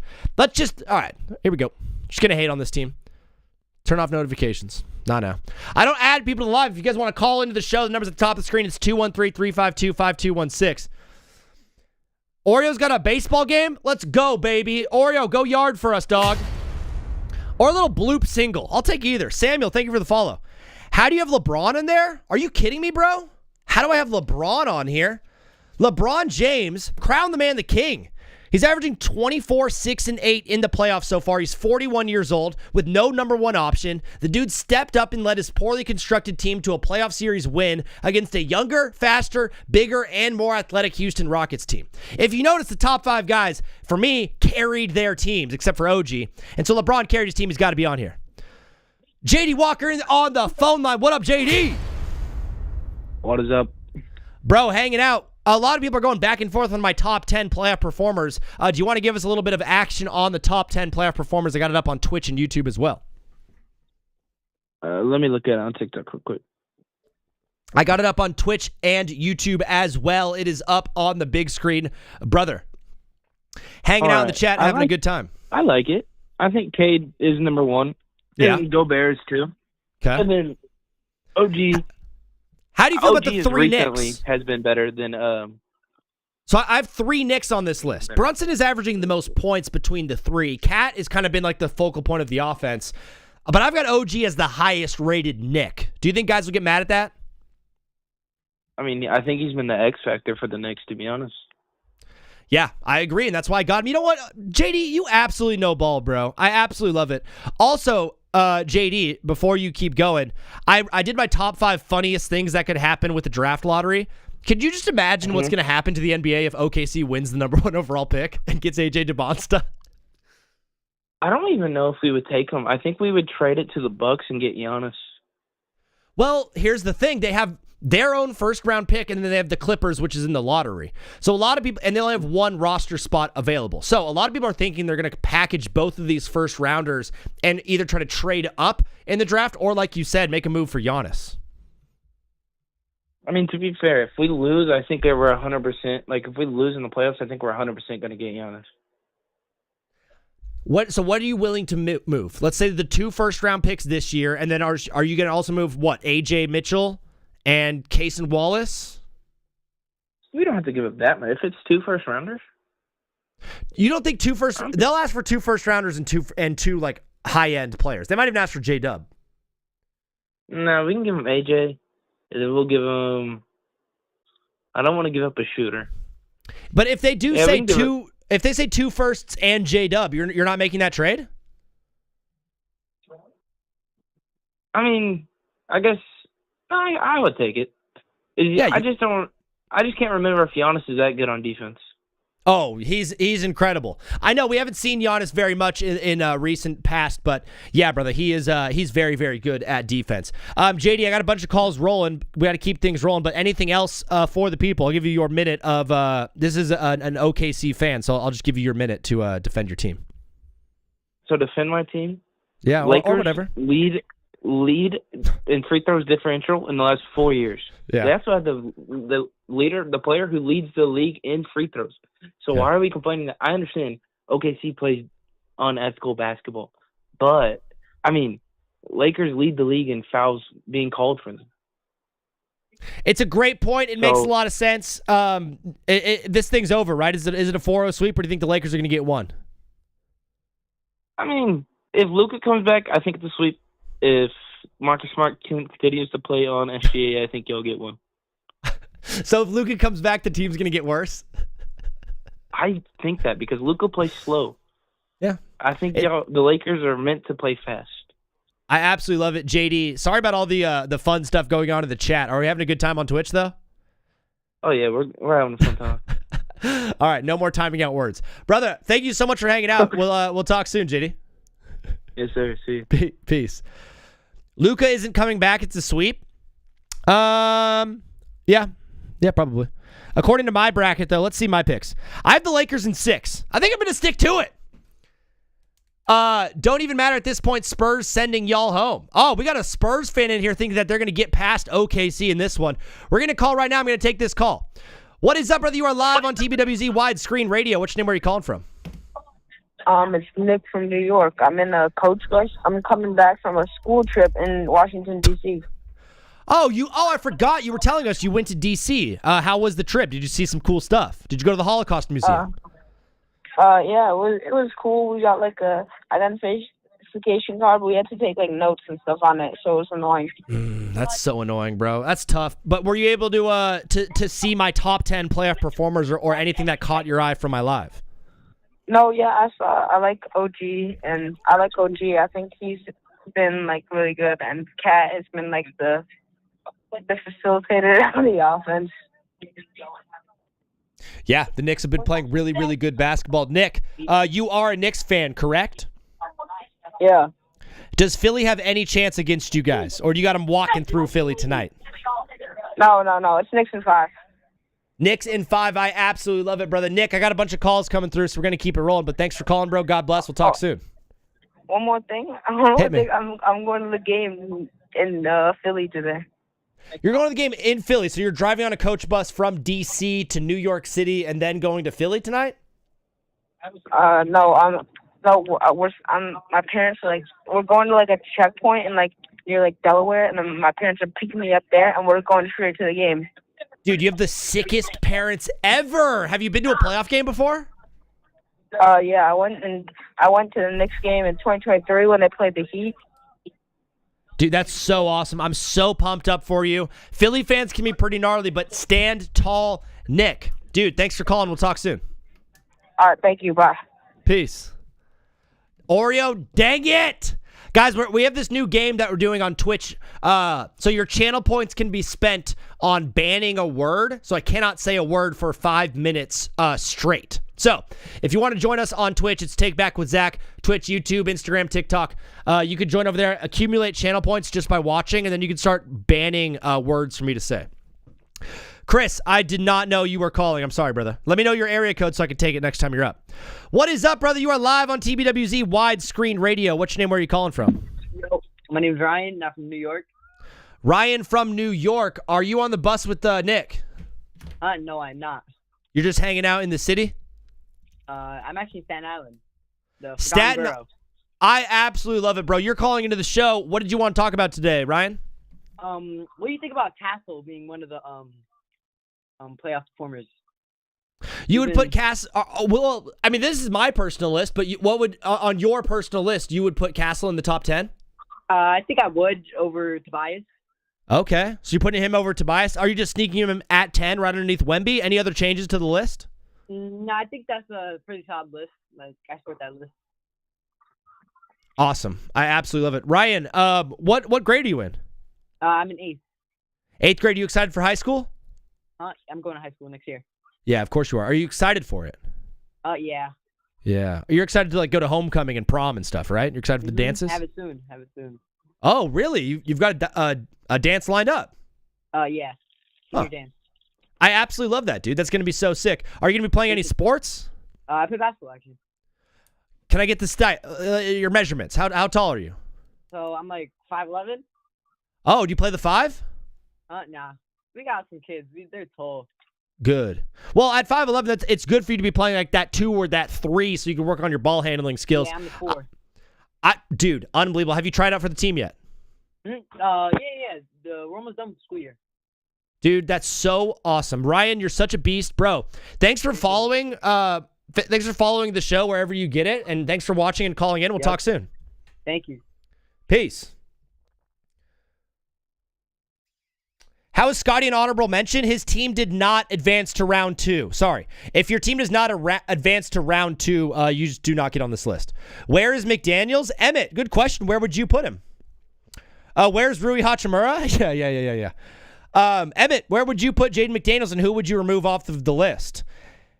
Can't find dry. Thank you for following. What is up, brother? You are live on TBWZ Widescreen Radio. What's your name? Where are you calling from? What's good, Zach? Finally calling. No way, is this Chris? Yeah. Chris, what's up, bro? Ahmad in the TikTok chat holding it down. You guys were going to war last night with Carl. Yeah. But, I'm from Long Island. From Long Island. I love it. Got to rep your team. Been a Knicks fan my whole life. Yes, sir. It's been rough, but we finally getting out the trenches last 4 seasons. That's what it feels. This is I joke around and people are like, why do you hate the Knicks so much? And I'm like, this is the first time the Knicks have been relevant in my life since Linsanity. Which is it's quite a rude thing to say. The Knicks are obviously a relevant franchise because they play in the Garden and they're in New York, but the Mecca. In the Mecca. Great. Dude, Chris, on my top 10 playoff performers, I have 3 Knicks on this list because they're playing such good basketball. How do you feel about this? Yeah, hit me. I was about to talk about all the stuff I've been seeing. One, I love the list. It's pretty much perfect. There's, the 10 spot is kind of interchangeable for a lot of guys that have been doing really good in playoffs. Mm-hmm. But otherwise I really like the list. OG, I feel like, as we just talked about, is the facilitator. not like the facilitator, but the X factor of this team right now. Consistent too. Amazing. Super And consistent Cat, on both ends. Besides last game, did really good. And Brunson, obviously, just averaging like 26, I think. Yeah, 27 and 6 assists. He's been super nasty. He's shooting 49% from the floor. He's been efficient. I just had him lower than Cat because, when he was running the offense, you guys were down 2-1 to Atlanta, and then we flipped it to Cat, and you guys have not lost since, basically. Yeah. And then I had this one other question. Yeah. What do you think about the expansion draft that's going to happen for these? Are you talking teams? about? Oh, the expansion draft when they add in the new franchises? Yeah, I know this seems like really far, but like realistically thinking, like all these like deep rosters, like such as like the Knicks and OKC, like where do you think this goes with teams? Who do you think teams let go? Like your Lakers, who do you think they just let go? Stuff like that. Yeah, so in the past, what happens in an expansion draft is, let's say you have 15 players under contract. You're allowed to protect 8, right? I think you're allowed to protect 8 players. So you're going to protect your top 8 players, and then you're going to lose probably guys down low if you have good players. Like you said, for a lot of teams, like the Wizards, they're going to be fine. Like no one wants like who's at the bottom of the list. Nobody wants. Yeah. Chris Middleton. He's not even on the team anymore, I don't think. One of the funny ones I think about is Atlanta. Like, we have a situation where Atlanta is going to protect 8 guys, and potentially Zachary Richarchet, number 1 overall pick, is not going to be protected in this draft. Personally, I'm not taking him. I'm letting him walk. Yeah, same. He has not proven to be that one pick. I think it's going to be really fun, but I think one thing we don't think about is that these coaches and GMs are thinking years and years ahead. So this is an expansion draft that's going to be happening. So we might start seeing some posturing of it.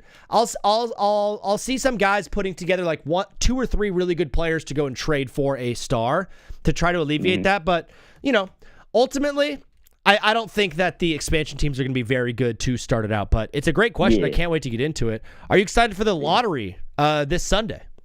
No. Not at all. Me personally, I hate OKC. I hate watching them. They have nothing else better to do besides watch that Thunder team play. Dude, I was saying like last series, I didn't watch a lot of the OKC and Suns series, and now that I have to watch them because my Lakers are playing them, it's just it's so frustrating. Bro. I can't even watch it. It'll kill me. Dude, they might get the number 1 overall pick. Yeah, I know, and it's crazy to me because it's like, at the time, people forget how good Paul George was. He was insane. Yeah. Wasn't he? He was like 6th in defensive player. Like, he was battling defensive top player. Top 3 in MVP. Top 3 in MVP the year he got traded. He was so good. So people forget how good that trade was. But it just happened to be that, the Clippers, the Thunder Clipper thing, they just ended up giving up a lot. So it was like, and then. It's also a move that, like, if Kawhi Leonard was healthy and if they stayed healthy, they might have won a chip. It could have been worth it. Exactly. The team would have been way better, but that's not how it worked out, And the other thing about it, Chris, and this one's going a little long, but I've never talked to you before, so I appreciate just hearing your voice. A lot of teams have gotten like a large bounty of picks before. Sam Presti has used every one of these picks wisely. He hasn't made a single mistake in the draft. So it's one thing it's unfair that they get all the picks. Yeah. It's like unfair they like get all the picks, but then like they also draft really good players with it. So Some I'm with teams it. are better picking than others. I know from personal experience. Yeah, you definitely do. Like, you have teams who are built to the draft. Over Donovan Mitchell. Wait, what was that one? Frank Ntilikina over Donovan Mitchell. I forgot about that, bro. I mean, my favorite one is the 76ers. How they got Mikal Bridges and how we have him now. We got Kevin Knox. Well, that one, I just love that. Back-to-back years, they drafted Ben Simmons and Markelle Fultz. And then the next picks was the Lakers drafting Brandon Ingram and Lonzo Ball, and then the Celtics drafting Jaylen Brown and Jason Tatum. Jaylen Brown, that was good. 0-4-2. Brother, Chris, you're so awesome, dog. Thanks for hanging out with us, bro. We're going to keep things rolling, but God bless. We'll talk soon, dude. All right. See you later. Thank you. Peace. SpongeBob Freaky Pants is in the chat. He said, when is the lottery? The lottery's on Sunday. Guys, these are my top 5 funniest things that could happen in the lottery. OKC getting number 1 would be so funny. But at 5, I might have to move that one up. Could you imagine if the Mavericks get back-to-back number 1 overall picks for trading away Luka? What is up, brother? You are live on TBWZ Widescreen Radio. Which name were you calling from? 5, 4. Yeah, he hung up. Dynasty Price Check is in the chat. What? Bro, Dynasty Price Check is dialed in on all things fantasy football. I highly suggest hitting him with a follow. He's got dude, so Dynasty fantasy formats are unreal, dude. You can trade multi-year draft picks like 2-3 years down the line. It is so fun. It's so entertaining. And my guy Stan will get you guys locked in. He also taught me how to do the OBS virtual camera, so the reason I look pretty is because of him. Thank you, bro. What is up, brother? You are live on TBWZ Widescreen Radio. What's your name? Where are you calling from? What's good? I'm Cole, and guess what? I'm from your favorite place, Oklahoma City, Oklahoma.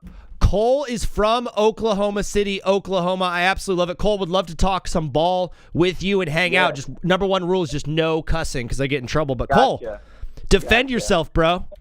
Yeah, I mean, boy, it's been rough because I've seen all the sides of this because I was born into this.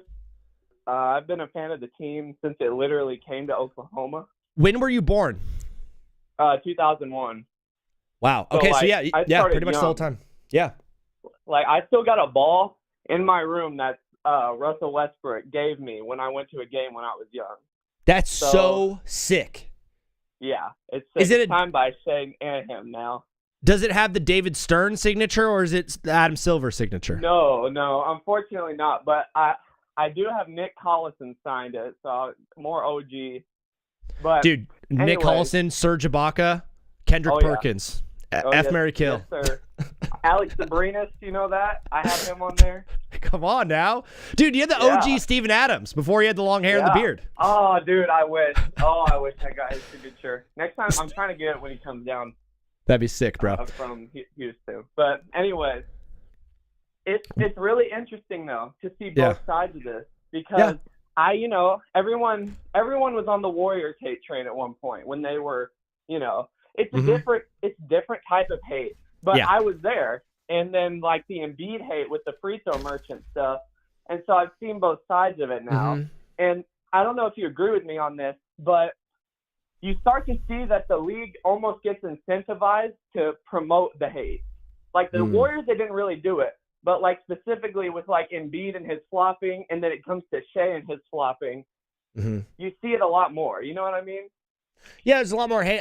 But my one thing is, it kind of reminds me of the tush push, right? Yeah. Where it's not aesthetically pleasing. It doesn't push the game forward, and people just don't like watching it. Everyone is able to do it, but not everyone's able to do it well. But ultimately, the fan, I'm sitting there, I'm like, that's not football. When the Warriors were on their run, I hated them. And so did you. And so did every hoops head. Hated watching them succeed. Oh, I hated them. Bro, but at least when we watched the games, I was like blown away by how talented they were. Yeah. And I loved watching the way they progressed the sport forward. Like the game of basketball today is changed because of what that Warriors team did. And I people just don't like watching the Thunder. They don't think it's entertaining or aesthetically pleasing. Yeah. I think that's what it is. No, I get that. And the main problem with it is that Thunder are not an offensive engine like the Warriors were. I think that's where the Warriors got away with being hated, is because you could watch it and anyone, casual, anyone could go, wow, these guys are incredible. This is the best basketball I've ever watched. Yeah. But with the Thunder, they just get so much off the defensive side of the ball and then go up and go shoot 25% from three and still beat your team. Yeah. And that's just miserable. That's miserable to watch. Their offense is their defense. They forced 21 turnovers. They got 26 points off of turnovers. Lakers got 4. That's a plus 22 differential. That's the difference in the game. The frustrating part, and the one part I would say is like the the fouls that they get from foul baiting and stuff, I don't even listen to the people that talk about that stuff. Those people are idiots. Yeah. The issue is Lou Dort plays such hard defense. Alex Caruso, Hartenstein, they play such hard defense, and we feel like the Thunder are allowed to play hard defense against our team, but our team isn't allowed to play hard defense against their team. Yeah, and you see it. Like, I don't know if everyone sees it, but I think most Thunder fans do notice that disparity, but the refs have explained that before, the reasoning behind it, and it's simply you just can't if a team, and even players have said this, a team that gives that much energy on defense all the time with that level of physicality, the refs get like deadened to it almost. Like they don't react to it anymore, and they just stop calling fouls on it because it used to be with the Thunder. They didn't, this obviously wasn't always their identity. We were the complete opposite forever, which was we would just try to outshoot a team. Yeah. And then Mark Dagnall came in and flipped that whole idea on its head. And ever since then, it's kind of just been getting more and more, slowly more and more physical defense. And I just don't think the way they play defense, they're so skilled at it between, Caruso, Cason Wallace, Dort, Hartenstein, all of them, such strong physical defense. It's genuinely hard for the refs to tell. It definitely is. I think everything that you said is super accurate, Cole. The tough part is, man, you are going to have to be defending this team left and right for the next 6 years, bro. I'm completely aware of that. I love it. I'm ready to die on the hill. Good. Cole, before you go, this one's going a little bit long. I just wanted to ask you before you go. Yeah. I have up on TikTok right now the funniest things that could happen from the NBA draft lottery on Sunday. You're already laughing. Could you imagine how hard you're going to defend this team if OKC gets the number 1 overall pick? I'm literally bracing for impact. One part of me would be like, this will be the funniest thing that has ever happened. But the other part of me, the hate can't get worse until it does. And that will that would be the nail in the coffin. It'd be so awesome, dude. Cole, really, really, really great call, bro. I appreciate you calling in and sticking up for your squad. Good luck the rest of the way. Thanks for following the show. God bless. We'll talk soon. Yes, sir. Good luck with your Lakers. Thank you, bro. Peace. We all just stopped watching basketball, said Chris. Chris asked about why. Chris, I'll get to that in a second. I saw your question. And D2, thank you for the follow.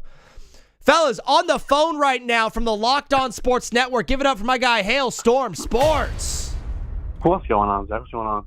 Dude, I've got a bunch of things going on right now. I know you just said you had a take on what was happening, so I'll just give it over to you. Yeah, you were talking with Thunder fans. Respect to the Thunder fans. I got a lot of Thunder fans in my life. Yeah. They've been, the Thunder are a team that never not had an MVP on their roster in a Oklahoma City, which is crazy to think about. Wow. KD came over from the Sonics, and they got the Shea this summer. They traded away Westbrook.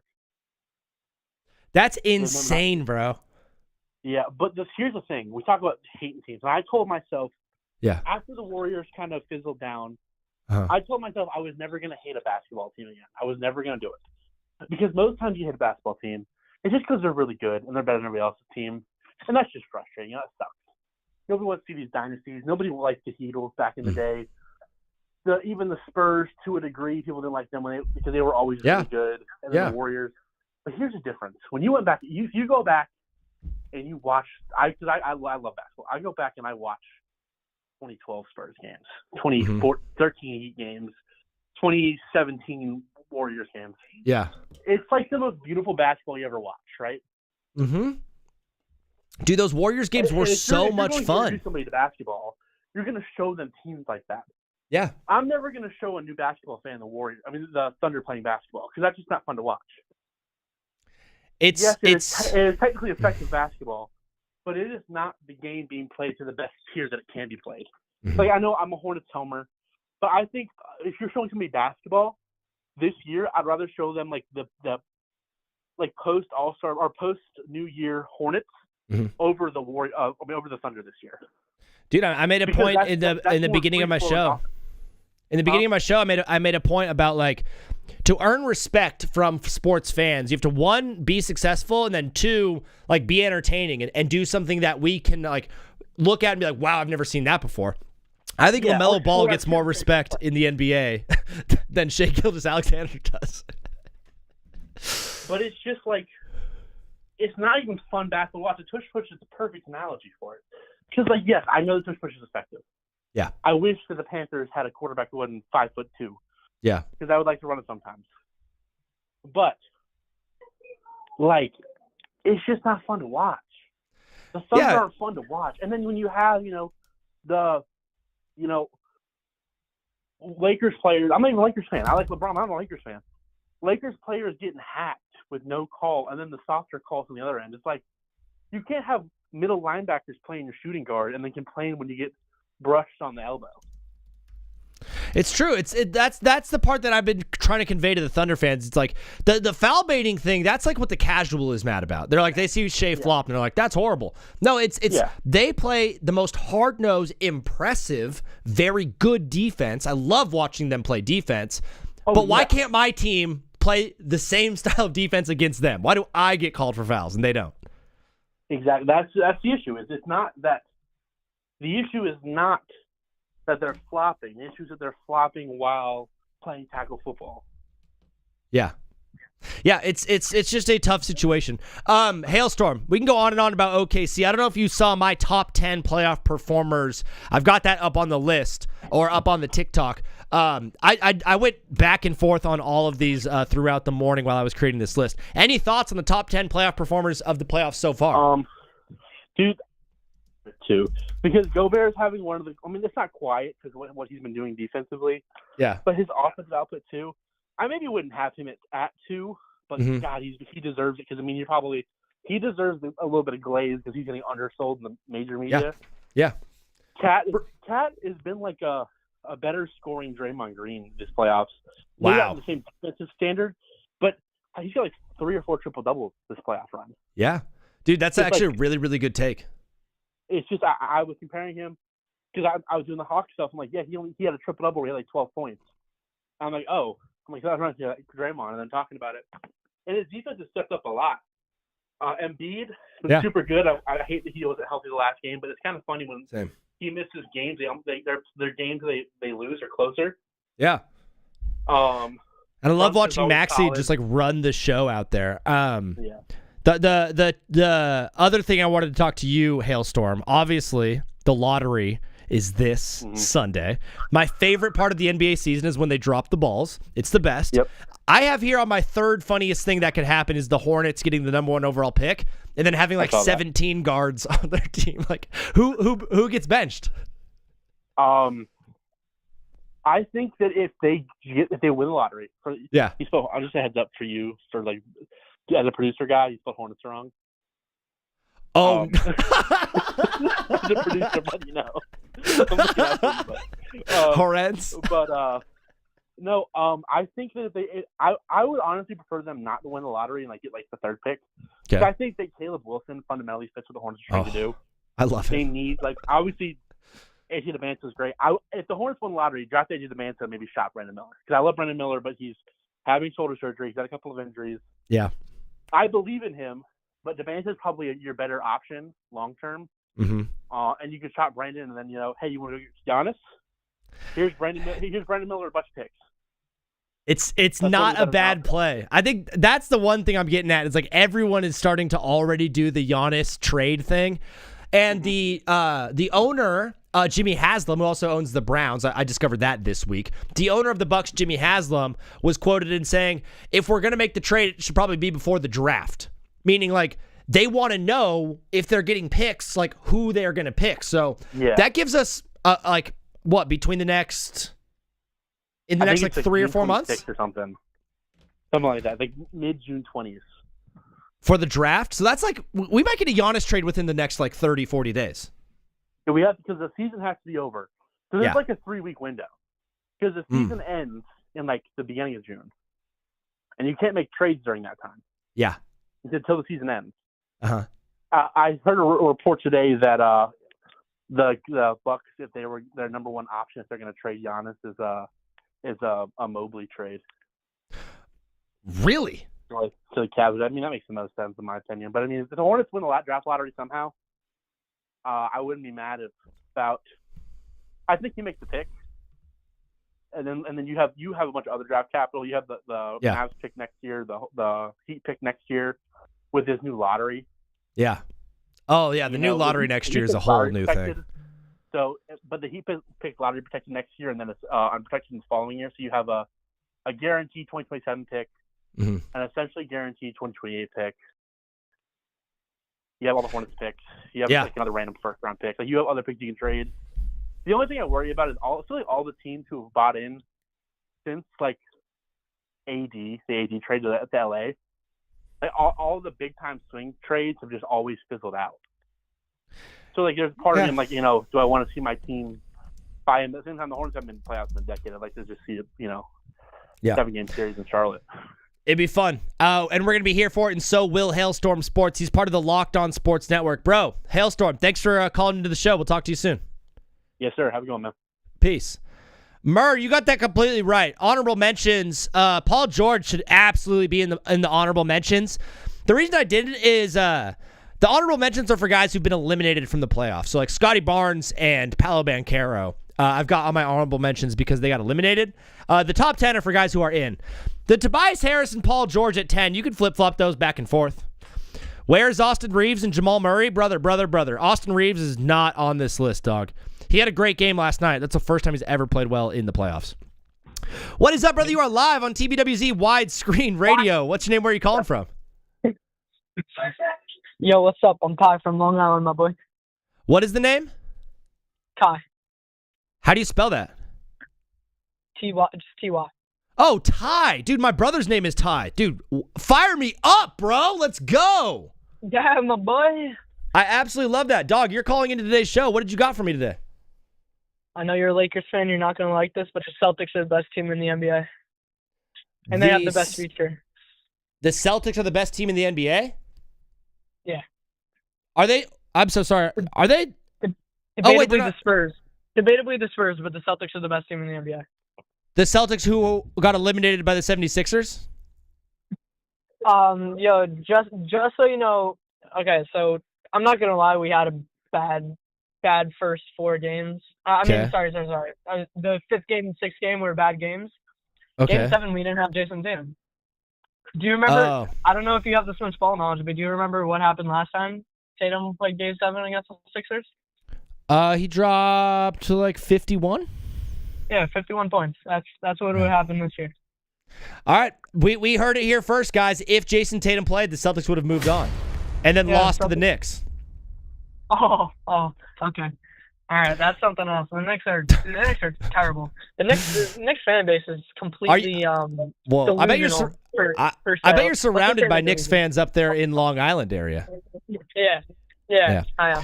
Brother, do you think you guys are trading Jaylen Brown? Because there's been a lot of talk about him wanting to become Kai Cenat instead of Michael Jordan. How do you feel about him streaming on Twitch? No, we're getting Giannis, but we're going to have the best trio of all time in the NBA, better than the Splash Bros. We're going to have Giannis, Tatum, and Brown. And you know how we're going to do that? I bet you're wondering. Derek White?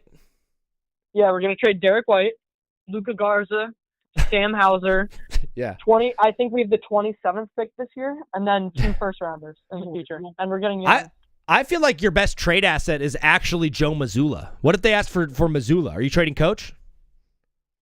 I don't know. Joe Mazzulla's coaching in that game 7 was literally probably one of the worst coaching. I mean, just because he started 3 players who didn't score a single point. Yeah, 3 players that you just traded to Milwaukee for Giannis Antetokounmpo. Yeah.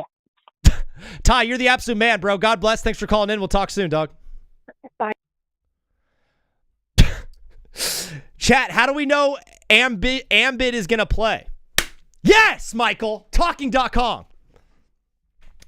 Adrian, what up? I got the Nets over the Celtics if they ever get in the playoffs. I love it, bro. Speaking of the Nets, I've taken them off my top 5 funniest things. Mog will take your call in just a minute, bro. You know the Nets last year had 5 first-round picks, and none of those guys are going to be on the all-rookie first team? 0-4-5. Dude, Adam Silver should ban the Nets from ever picking in the draft lottery if they're going to do that kind of crap. How do you have 5 first-round picks and not a single one of them makes an all-rookie team. Dude, Michael, you're cracking me up, bro. Embiid? I don't know if you can't spell, but it's very funny whatever you're doing. I think that's what it was, Alex. I think someone for the Nets just got hammered. First rounded by the Sixers. Let's go. There's Slade. Cole Riley, just give all their picks to the Thunder. They don't deserve them. I'm with you, bro. Embiid. I think Embiid is going to play tonight. Listen, he's questionable for the game. He had a tweaked ankle and a tweaked hip. I think he plays. I don't think OG Anunoby plays. I think OG does sit this one out, which is going to be really, really tough. Do we want to do this real quick, guys? Who's winning tonight? You got New York or Philly? I personally think going back home is going to be big for Philly. I think Embiid does play. I think ultimately, like, the Philly team does have a bit of a bounce back in this one. But, you know, the New York Knickerbockers are here to play ball, bro. OG is out. That's official. Do we have breaking news, Noodle? He already is? Okay, guys, breaking news. OG Anunoby is out tonight versus the 76ers. Did you guys want... Wait. Did you guys hear the imaging I made? Breaking news. I made that. That's my voice. I made that. One more time for the people. Breaking news. Pretty good. Pretty good. What's up, JD? New York who? Wow. Michael, you are awesome. Nixon 4. Fellas, I never got to explain myself, I don't think, on my top 10 list. So I wanted to just do a deep dive with you guys on my top 10. And then after that, Mog can call in. And then Alex, you'll be after Mog, okay? Mog and then Alex. So when I give you the word. Laurie, I think loudly. Screamed at the top of my lungs. At number 1, I have Cade Cunningham. Obviously, if you don't, you're not watching. He's got 31, 5, and 7 average. He's shooting 45 and 40% from the floor. He has been unbelievable. I got Rudy Gobert at 2 because he's the only reason the Timberwolves are in round 2. He locked down the best offensive player we've ever seen. Deserves to be on this list. OG is the most consistent player on this Knicks team. That is the best team in the Eastern Conference right now. He always gives you 20 points. He locks down your best player. He's shooting 62% from the field, bro, and 54% from 3. I was thinking about it. I'm like, every time OG shoots, I think he's going to make it. And then I saw his stats, 62% from the field. OG Anunoby, top 3. I got Maxey at 4. He's averaging 25, 4, and 6. The only player with more minutes in the playoffs is Cade Cunningham. His splits are 45, 38, and shooting 93% from the line. He's been the consistent number 1 option on a 7 seed that just knocked off what everyone was calling the best team in the East. He had a 30-point game 6. He had a 30-point game 7. Tyrese Maxey, got to give him his flowers. At 5, brother, crown the king. His name is LeBron James. He's 41 years old. Without his number 1 and 2 option against the Rockets, he knocked off a younger, faster, bigger, and more athletic team. This man is an absolute animal. He didn't do it with stars around him. He did it with his own son, brother. The Who-Bockers. Oh, the Knickerbockers. You guys thought I said something nasty there. I have Cat at 6.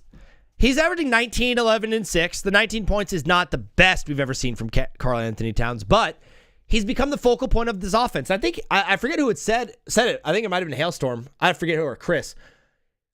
Reminding us of like a more offensively productive Draymond Green is a great shout. I think it was Hailstorm. They switched from Brunson running the offense to Cat, and ever since then, New York has been the best team in basketball. He's playing awesome defense, both sides of the floor. Karl Anthony Towns, I got him at 6. At 7, I have Embiid. And listen, Embiid probably should be higher. He's just only played in 5 games. Like, he is averaging 25, 8, and 6 3 weeks after emergency appendectomy surgery. He comes in the lineup and completely changes the entire game plan. Without him, I don't think this team is even in the second round. Got to give him his flowers, but if he played more games, he'd be higher up. Wemby, listen. Oh, no. Oh, yeah, Brunson, sorry. I got Brunson at 8. I have no Thunder on this list. This is a Thunder hate party. This is a Thunder hate party. I've got none of those guys on this list. This is an OKC hate party. If you don't want to hate on Thunder with us, you could go. You can get out. At number 8, I have Brunson. He's averaging 27 points per game and 6 assists. Like, the only guy scoring more points per game is Cade Cunningham. He's been so nasty. He's shooting 49% from the floor, 38% from 3. His defense is just so bad, I just couldn't put him much higher. Also, when he was running the offense, the team went down 2-1 to Atlanta, and ever since he stopped running the offense, the team's been awesome. So I couldn't put him above Cat. So I got him at 8. Oklahoma should not have professional sports teams. Can they have a rodeo team? They can have a bull riding team. Oh, JD. Oh, no. Oh, man. At number 9 on this list, I do have Victor Wembanyama. Listen, he's a below average scoring, below average rebounding, below average assisting. His efficiency numbers from the regular season are all down. He's not been good on offense. He's been good on offense, but he's been below average where he usually is on offense. He's just playing so dominant on defense, he deserved to be on this list. And at number 10, bro, Tobias Harris. 7 straight 20-point games for Tobias Harris earns him that number 10 spot. That is a little bit of a deep dive into my top 10. If you guys want to hop on the phone lines right now, I'm taking calls from Mog, and then I've got Alex calling in. Both guys are going to get 1 minute and 30 seconds on the clock, and then we're going to open up the phone lines to everybody else. Brody, love the Go Bear recognition. Dude, if you lock down the best player on offense that we have in the game, you deserve to be top 3. What is up, my friend Mog? What's good, man? Dog, hanging out, having a good time. We got a minute and a half on this call, brother. How you feeling today? Feeling great. You know what I mean? Yeah. Philly at home. So if MB come, I feel like we should get the dub. OG out. Mm-hmm. That definitely just boosts my confidence. Your top 10 players, bro. Tell me. I think my bad. I was eating Oreo. I think Desmond Bain actually should have been better than Pahalo, and I can make a debate about this because. Hit me. Hear me out. Bain had better offensive games in the last game to literally, Paolo had a great game to get them out of the play-ins and into the playoffs. But to get them into the playoffs, and then perform how he did, I wouldn't say so Desmond Bain was consistent with his performance. Do you see what I'm saying? Yeah. I think offensively he was better. That doesn't take anything away from Paolo defensively. Mm-hmm. Because defensively he did good, but offensively I think I'm gonna stick to this word like I said last time. I think J-Dub on OKC is better than him. He has just better all around. But yeah, I don't think Paolo's how Stephen A. Smith said Kawhi may be one of the worst stars we've ever seen, which actually I think he's probably one of the best stars we've ever seen. I think Paolo may be one of the worst stars. Wow. Paolo Banchero, one of the worst stars in the league, according to Mog. This is multiple seasons that he's been on. He's been on the team since 2020, right? 2022? This is Paolo's third year? And he's been to the playoffs twice now. I know I've seen him in the playoffs more than that, dude. Yeah, you're getting some love from Leo is in the chats giving you love. JD's giving you some love. I feel you. I thought Paolo did drop a 45 piece. I had to put him on the honorable mentions list because of that. But did he do that in the playoffs like they did? Like J-Dub did it though. Against the teams that he went against, bro. He dropped that 40 piece like it was nothing, bro. Dude, J-Dub is a great shout. I would love to see him healthy and get back into this playoff. Yeah, dude. Nothing you said is wrong at all. Brother, before you go, predictions for tonight's game, Mog. 2 of them. I got Philly winning, of course, because I'm a Philly. Philly. Okay. And it's Cleveland, right? Again, right? It's Spurs and Timberwolves is the night game. Whose home is it? Who's home? Minnesota. Minnesota. Mm-hmm. And Ant is on minute restriction still.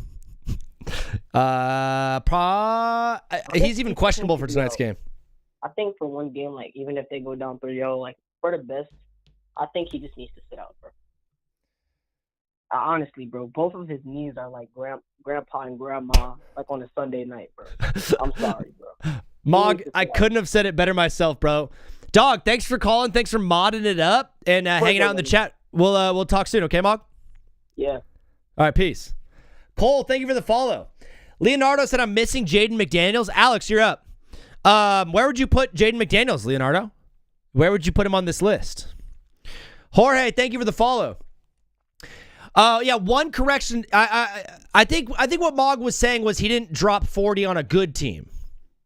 Because Paolo did drop 45 on the Pistons last round.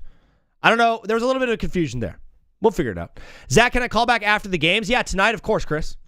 What is up, my friend Alex from Colorado? What's up, Zach? How you doing? How's your day been? Dude, it's been it was a really, really tough morning, not gonna lie. I wrote an entire essay about how much I wish I could stop caring about my sports team. How I hate that last night I'm sitting in bed wide awake, not able to fall asleep because of how frustrated and mad I am that the Lakers lost to OKC. And I just went on this whole rant internally where I was like, why do I care so much? And I've realized it's part of the game, dude. We're sports fans. If we want to celebrate on the mountaintop, we need to also understand what it is like in the depths below hell, because it's a worse place than actual hell on earth. Losing sucks, but yeah. So that's too much information. Yeah, but I agree. I understand what losing's like. I mean, man, the Broncos sucked for 10 years. So. They did, and now they're back. Alex, I'm getting a lot of back and forth on my top 10 playoff performers so far. I think a lot of people think I'm right. How do you feel about this top 10? I respect your top 10. Before I get into your top 10, some developing news that happened earlier this afternoon in Denver. The Broncos just gave an extension to GM George Payton. He'll be now a 5-year deal, so he'll be continuing on his GM role here for the next probably 11 years. It depends on what happens, but I think he's a good GM for the Broncos. He rebuilt this team twice with Russell Wilson, the fiasco there, and he drafted my boy Bo, and he's done a decent job. I wouldn't say he's a top 15. I would say he's a top 15 GM, but I won't give him top 5 just because of that rush trade. But I mean, he's not the worst GM in the world, but he's a good drafter. He can draft guys. I mean, he got Quinn Miners in the 3rd round. That was a big steal. All pro guard. So that's I think the steal of George Payton. But the Broncos are bringing him back for the next 5 years. I absolutely love it. You're a Broncos guy through and through. Alex does some work with Altitude Sports Network up there. They're obviously talking a lot of ball. As you know, the draft lottery, the balls are getting picked on Sunday, bro. I currently have the funniest thing that could happen from the draft lottery is OKC getting the number 1 overall pick this year. Can you just paint the picture of what would happen to the sporting world if OKC gets number 1? If OKC gets the number 1 pick, I don't even know what I would do. I'd probably cancel all my subscriptions to the NBA. I would just stop watching basketball if they got the 1 pick. Honestly, I really just I don't get why Oklahoma has a basketball team in general. If I was their owners, who would pick Oklahoma on a map? Out of all the places you could pick, Oklahoma, from Seattle to Oklahoma, I understand Seattle's not that nice, but it's better than Oklahoma City. I had to play a baseball tournament out there. It was boring. I wasn't entertained. I mean, we only won 2 games out there, but it was boring just to see. There's no sightseeing. There's no mountains. There's nothing. There's nothing fun. So I don't get it. I would rather I would move that team to a moneymaker place. Okay. I really need the team. I'd either move them back to Seattle, or I'd move them either. I don't know where I'd put them. I'd put them somewhere. I think it'd be nice if we had 2 teams in Miami. Exactly, Miami or maybe Nashville. There you go. Yeah, they could be. Yeah, they could have. We get 2 teams in Tennessee and not a single team in Oklahoma. Exactly, because it just doesn't fit in. They're kind of a college town. I give Oklahoma. It's a college state. Kind of. It is a college state. Yeah, stick to college sports, Oklahoma. Exactly. I just think Oklahoma they're not meant. Their city, to me, is not, to my standards, they're not meant for a professional sports team. So you're not even hating on the team. You're just hating on the entire state right now? Oh, yeah. The only thing I like is Normandy. Their campus that they have there, that's the only thing I respect, that campus. That's the only thing in Oklahoma I respect is that campus. It's beautiful, and that's it. But, when it comes to the college football playoff, they choke. But you know what? I mean, I do respect their team. My friend likes Oklahoma. I respect them. But that's pretty much it about Oklahoma. Like, I just don't think they deserve a professional sports team. But like, But anyways, I did do my top 15 power rankings. I got bored in like class today. I was wondering if you could hear them. Top 15 power rankings of what? Of like the off-season moves of what teams are. It's early. It's a bit early for them to happen, but of like NBA? What NFL teams are done. NFL. I miss football so bad. Let's get after it. But try to do it in like a minute and a half or less. All right. So number 15. Do you want the top 10 or top 15? Let's do top 10. Top 10. Okay. So at number 10, for me, I got the Baltimore Ravens. And then at number 9, for me, I got the San Francisco 49ers. Number 8, the Chicago Bears. Number 7, the New England Patriots. Number 6, the Packers. Number 5, the Buffalo Bills. Number 4, the Eagles. Number 3, my Broncos. Number 2, the Rams. And number 1, I'm going to keep the Seattle Seahawks because I think you should keep every championship team as number 1. I think that's what you should do up until they play their first game. See what happens. Alex, I said a minute and a half or less. You did it in 40 seconds because you are a true radio professional.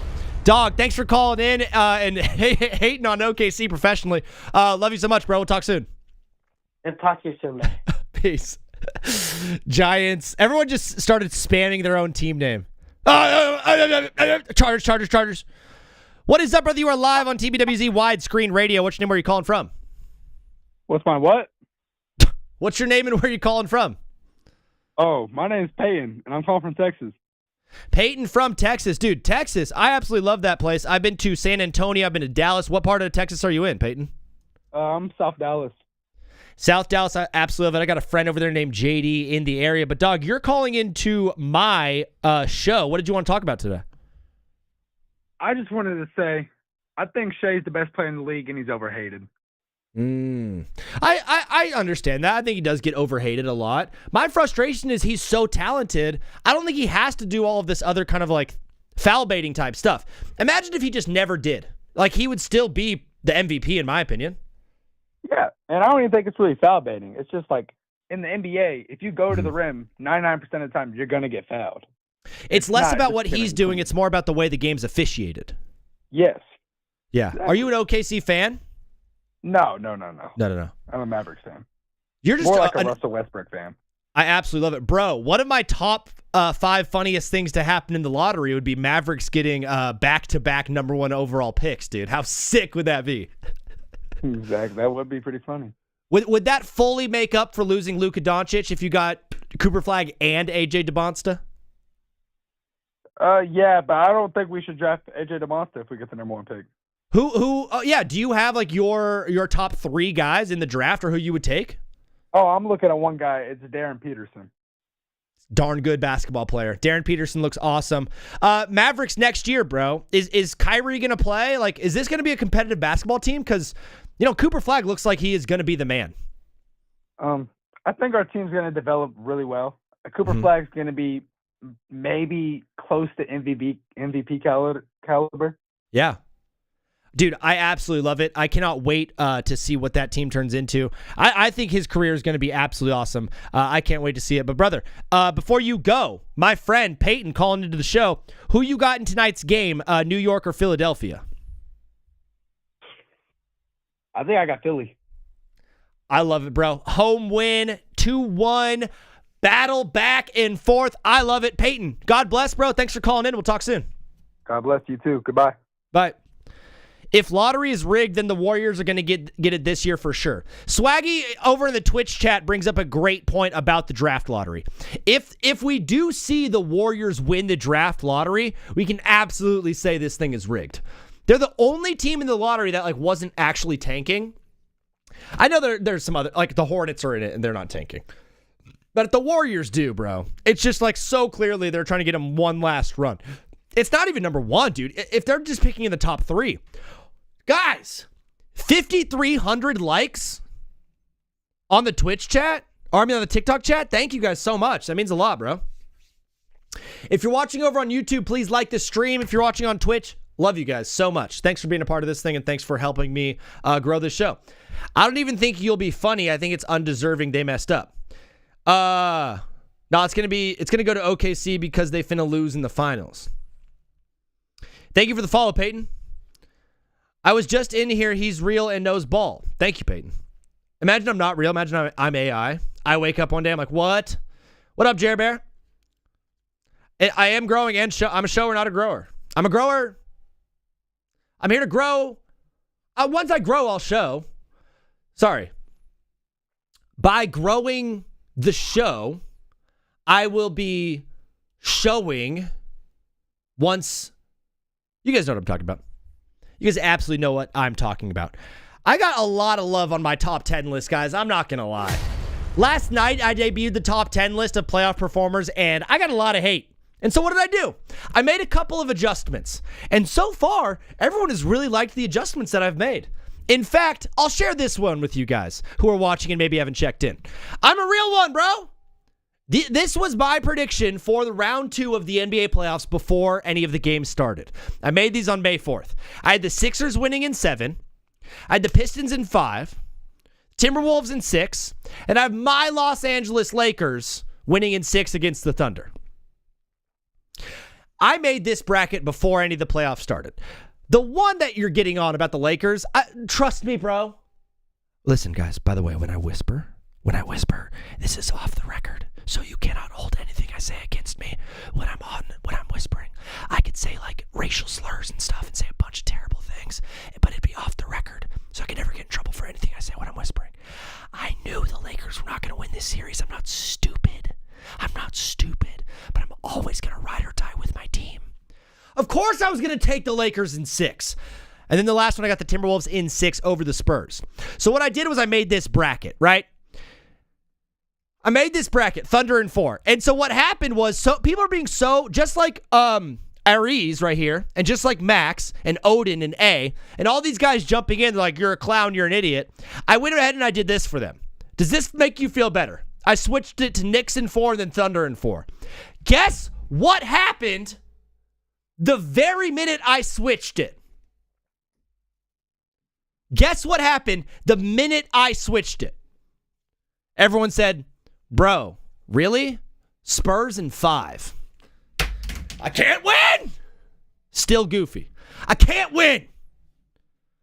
Switch things around and it doesn't matter at all. But with my top 10, I did switch these around a little bit and I absolutely loved it. I wasn't able to explain why I think all of these would be the funniest things for the NBA draft lottery, so I'll do that with you guys right now. There it is. Pulse A. There it is. Spurs in 5. Spurs in 6. Zach, answer please once again why the Knicks still losing again. Why do I have the Knicks losing tonight? I think Philly's a good basketball team. I know. I think Philly's a good basketball team. I think the way that series usually go is like, usually the home team wins their games, and so the New York Knicks won their home games, and I think Philly will go and win their home games. It's kind of how the cookie usually crumbles. The funniest things that could happen with the NBA draft lottery, this is happening on Sunday, so I wanted to do this with you guys. At number 5, Mavs going back-to-back number 1 would light the sporting world on fire. Everyone said that getting Cooper Flagg last year was reparations for Adam Silver forcing them to trade away Luka Doncic. And we're like, all right, Cooper Flagg for Luka. That makes sense. I guess the asking price was AJ DeBonsta and Cooper Flagg in this one. Also, by the way, guys, do you think that AJ is actually going to be the number 1 overall pick? Swaggy said Knicks could win by 50 again, and I'd still say Sixers in 7 because Swaggy is an absolute real one. JD Walker says he would pick Darius Acuff number 1. He thinks he's the best guard. Who do you guys have as the best player in the draft? I know all the talking heads are going to go AJ DeBonsta. You're going to get a lot of my friend just called in, Peyton from Texas. He said Darren Peterson. I personally think Caleb Wilson, with his length and whoa, geez, what? Come on. Daddy, chill. With his size and his length, I just can't stop doing it. Daddy, chill. With his body is so... Daddy, chill. The guy's got a great body for basketball, okay? I absolutely love him. I think he plays really good defense. Johnny Drew has Lendeberg. Odin has a man named Darren Pete. I've never heard of that. Oh, are you shortening Darren Peterson to Darren Pete? Yeah, Peterson's a hard word to spell, Odin. You spelled Darren wrong, too. Yaxel Top 3 NBA bodies. Wow, Swaggy. Shout out to Swaggy for this one. Guys, top 3 NBA bodies. Let's do it. First one, Giannis Antetokounmpo. Come on now.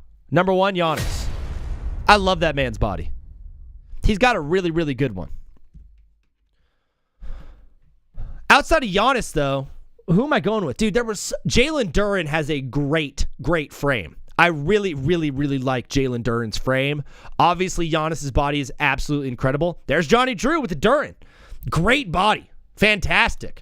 And then probably at number 3, just because of the hue, just because of like the complexion of it, probably Tyler Hero. Gotta have a little bit of vanilla to swirl into your chocolate. Am I right, brother? Not sure why I pressed that button. Gotta go. I'll check you in the postgame. See you, JD. Speaking of great body, the new Madison Beer music video has our sweet prince Justin Herbert in it. What up, Brick Jock? Brick Jock's in the chat. What up, what up, what up, what up? Yeah, so my quarterback is Justin Herbert. My favorite team is the Chargers. Listen, I don't want to be that guy that says I don't want my quarterback appearing in pop stars music videos, but I kind of don't want my quarterback appearing in pop stars music videos.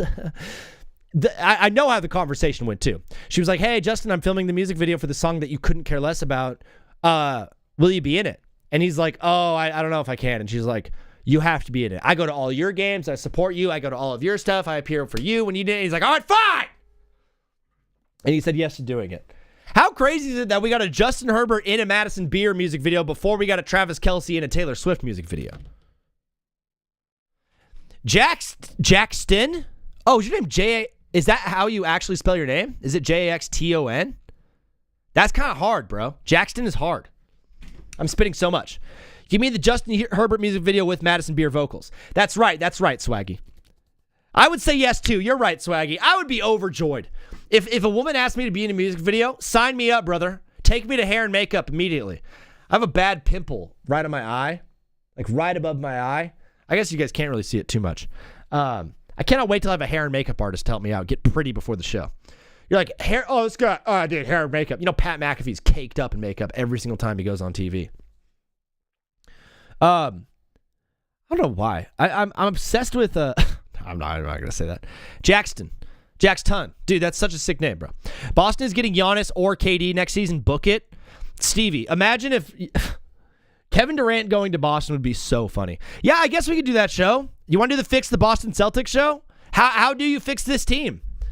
We had a homie call in from Long Island. And by the way, the phone lines are open if anybody wants to call in. The number is 213-352-5216. I had a friend from Long Island call in the show. He said they're getting Giannis, and they're not trading Jaylen Brown. He said they're going to give up Sam Hauser, Peyton Pritchard, Luka Garza, and 2 first-round picks for Giannis. You know, sometimes I think sports fans might be a little bit delusional. Chris said Acuff and Wilson are my favorites. I like it, bro. You're going to need a lot of makeup to be pretty. Brick Jock, get out. Get out! Kick him out. Somebody kick him out. A center and trade White for Pajemski. There you go. We got Brandon Pajemski on the run, bro. I'm on the run. That's my favorite Young Thug song, maybe, sometimes. I'm on the run. What is up, brother? You are live on TBWZ widescreen radio. What's your name and where are you calling from? Yeah, got scared. Bro got scared of a guy. It's okay. Sorry. Dylan said sorry. What up, Dylan? God bless, bro. God bless you, Dylan. Appreciate you, dog. If you guys did not hear it, today's verse of the day was Colossians 4:5-6. Live wisely among those who are not believers and make the most of every opportunity. Let your conversation be gracious and attractive so that you'll have the right response for everyone. I just love that this passage was written by Paul while he was in a prison. Literally was like, Lord, help me say nice things to people. I'm like, if I was in prison, I would be such a diva. Oh, I'd be such a diva in prison. You can have that too.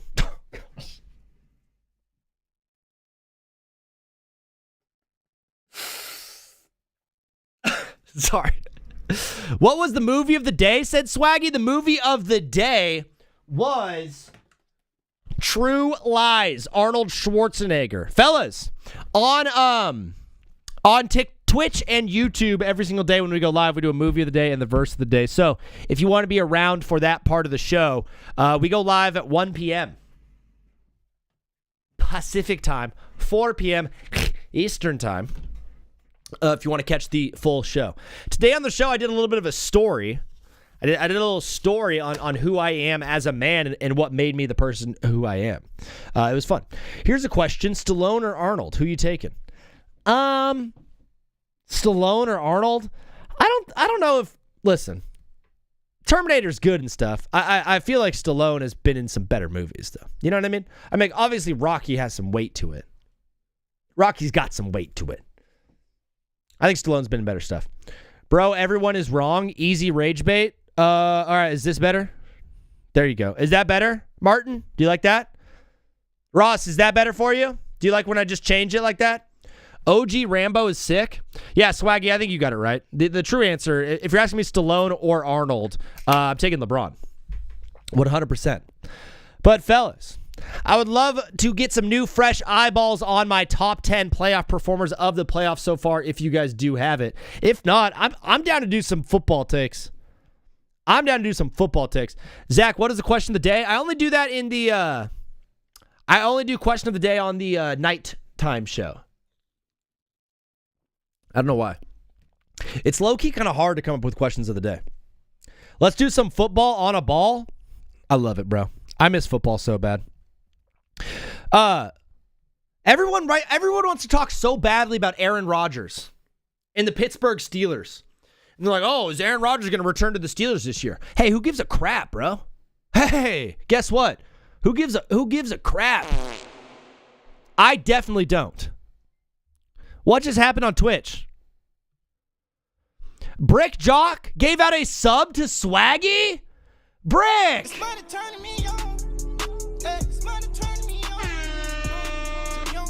Thinking out that? Brick, thank you for gifting a sub to Swaggy. He absolutely needed one. Man, he looked so much better with that decal next to him. Thank you, bro. Me and Zach going to make a show called Take Back with Chads. I love it, bro. Bro, what's going on with Ambid? Daddy Uriah, you just called the show and you said, and then you hung up. So I don't know if I want to take your call, bro. It seems like you're planning something. Planning something nasty. Dude, a lot of people are wanting to talk about this whole Aaron Rodgers and the Steelers thing. I'm because my mom called. That's not, nah, Daddy. You can call in later tonight once you collect yourself a little bit. Once you collect your thoughts. Because I just want people to call in and have something to say. You know what I mean? Because sometimes I get like 7-year-olds that call on the show and they're like, who do you think is the best player on the Lakers? And I'm like, dude, shut up. Oh, Hailstorm, 1 call per show, brother. 1 call per show. Bro, I'm a Steelers fan. Daddy Uriah, then you might be perfect for this conversation. Too bad you couldn't talk the first time we were out there. I miss football so bad, brother. I miss it so bad. The thing about the Steelers, everyone who's saying, like, should Aaron Rodgers play football for this team? The issue with the Pittsburgh Steelers is that they have been, like, too mediocre for too long. Meaning they've always been around 500, fringe playoff team, last seed in type beat on the Steelers team, that they've never really had a high draft position to go out and reaccumulate talent and help this team out. They've constantly been trying to rebuild in free agency because they don't necessarily have the draft picks that help them facilitate a talented football team year over year. What they've done is every offseason just put a Band-Aid on the problem and said, hey, maybe this is good. Now, we're going back and forth about Aaron Rodgers. If I'm a Steelers fan, dog, I know we don't want to do like tanking talk. We're going to get a ton of tanking in the NFL this year, though, because of the 2027 draft class. The 2027 draft class is loaded with quarterbacks. Loaded. Arch Manning, Trinidad Chambliss, maybe Brendan Sorsby. I don't know. He might be banned from the league forever.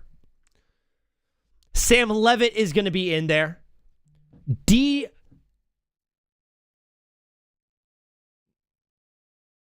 Is it DJ Moore? Yeah. Jaden Mayava, I sound like I don't know ball, like crazy. Lenora Sellers, thank you. DJ Legaway, there are so much talent coming to the NFL draft that you're going to have a ton of teams this year positioning for draft stock for next season. What is up, brother? You are live on TBWZ Widescreen Radio. What's your name? Where are you calling from? LeBron. I wish I was watching the stream when the Giants beat the Chargers and the whole Dart and Madison Beer stuff happened. Do you remember that? Yeah. I do. Yeah, I do. The Giants were really fun to watch this year. They played or last year. They played really, really fun football games. Lost most of them, but it was pretty funny. I'm not taking your call. See you tonight. Dante Moore. Thank you, Chris. Gosh, dang it. That sucked so bad. Absolutely fumbling the ball. Wait, Zach, tell me who's the best player on each team in the NBA. Every team's best player? I can't do that show right now. They're showing highlights right now of this OKC and Lakers game, and I can we do like a little bit more OKC hate? Did we get it? Did we get it all out of our systems? It's just my number one thing about OKC is they don't have to play this way. They don't have to. They're so good on both ends of the floor. They're so deep. They have so much talent.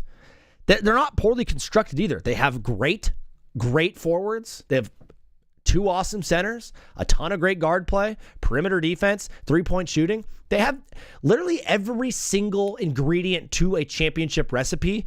The Thunder have been cooking that in OKC. That cake be baked, brother. Like, they are such a good basketball team, top to bottom. Their coaching is great. Their GM is great. Their roster construction is incredible. They have MVP talent. They have talent at every position. They have the most depth in the league.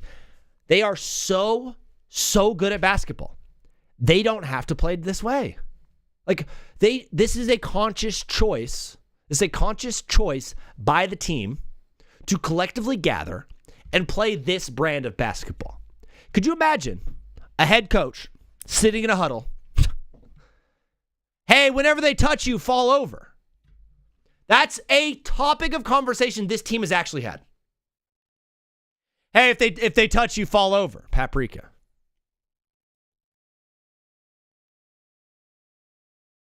They don't have to play this way. They would have won the title last year if they just played like everybody else. They're going to win the title again this year if they just play like everybody else. Because they have every piece to the puzzle on that team. Yet they consciously choose to play this brand of basketball. To play the foul baiting, the flopping, fall over when you get touched. The fugazi, soft, pansy form of basketball that we've grown to hate. America hates you. America hates you. And you're making that choice. You have taken a red pen and you've put a huge target on your back by deciding to play basketball this way. You could just choose to play basketball the way everyone else does, and you would still probably win the NBA championship. Yet you decide to play this way. Hopefully you criticize Braun this much. Are you kidding me? Why would I criticize LeBron James? He's done nothing wrong. Criticize LeBron? Are you kidding me? It's the dumbest thing I've heard all day. I tried to call. Kay, thank you for the follow. This team has an entire starting five of lottery picks that are on their bench not playing basketball. They don't even start. They don't even get minutes. They have so much depth. They have such a great bench. Dude, in the end of games, when they're blowing a team by 20, and they call it scrub time when all the teams empty their benches. Thanks, Daddy, for the follow. Thank you, Daddy. Wow. Daddy, chill. When the Thunder bring in their, platoon, when they bring in their scrubs, every single one of those guys is, a top lottery pick. It's crazy. It's crazy. They have so much depth. They have so much talent, so much skill. Why play this way, dude? America hates on OKC not because they're the best team. We did that with the Warriors, right?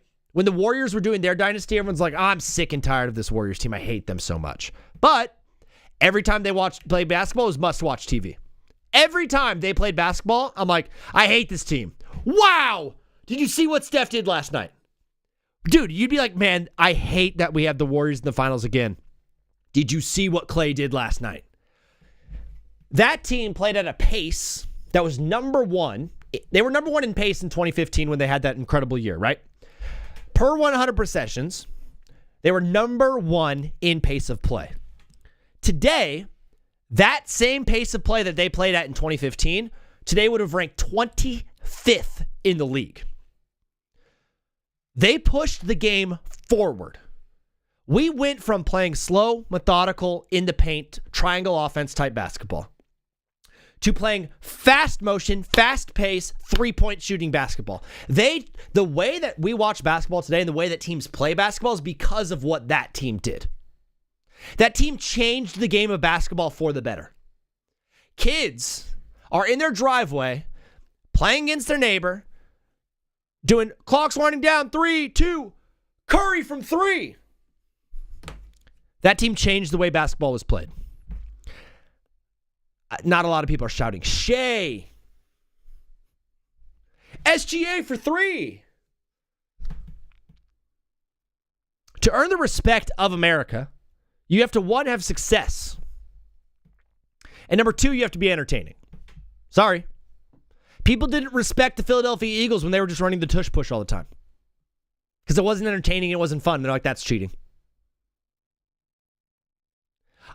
Most people have more respect for LaMelo Ball than they do SGA. And that's crazy.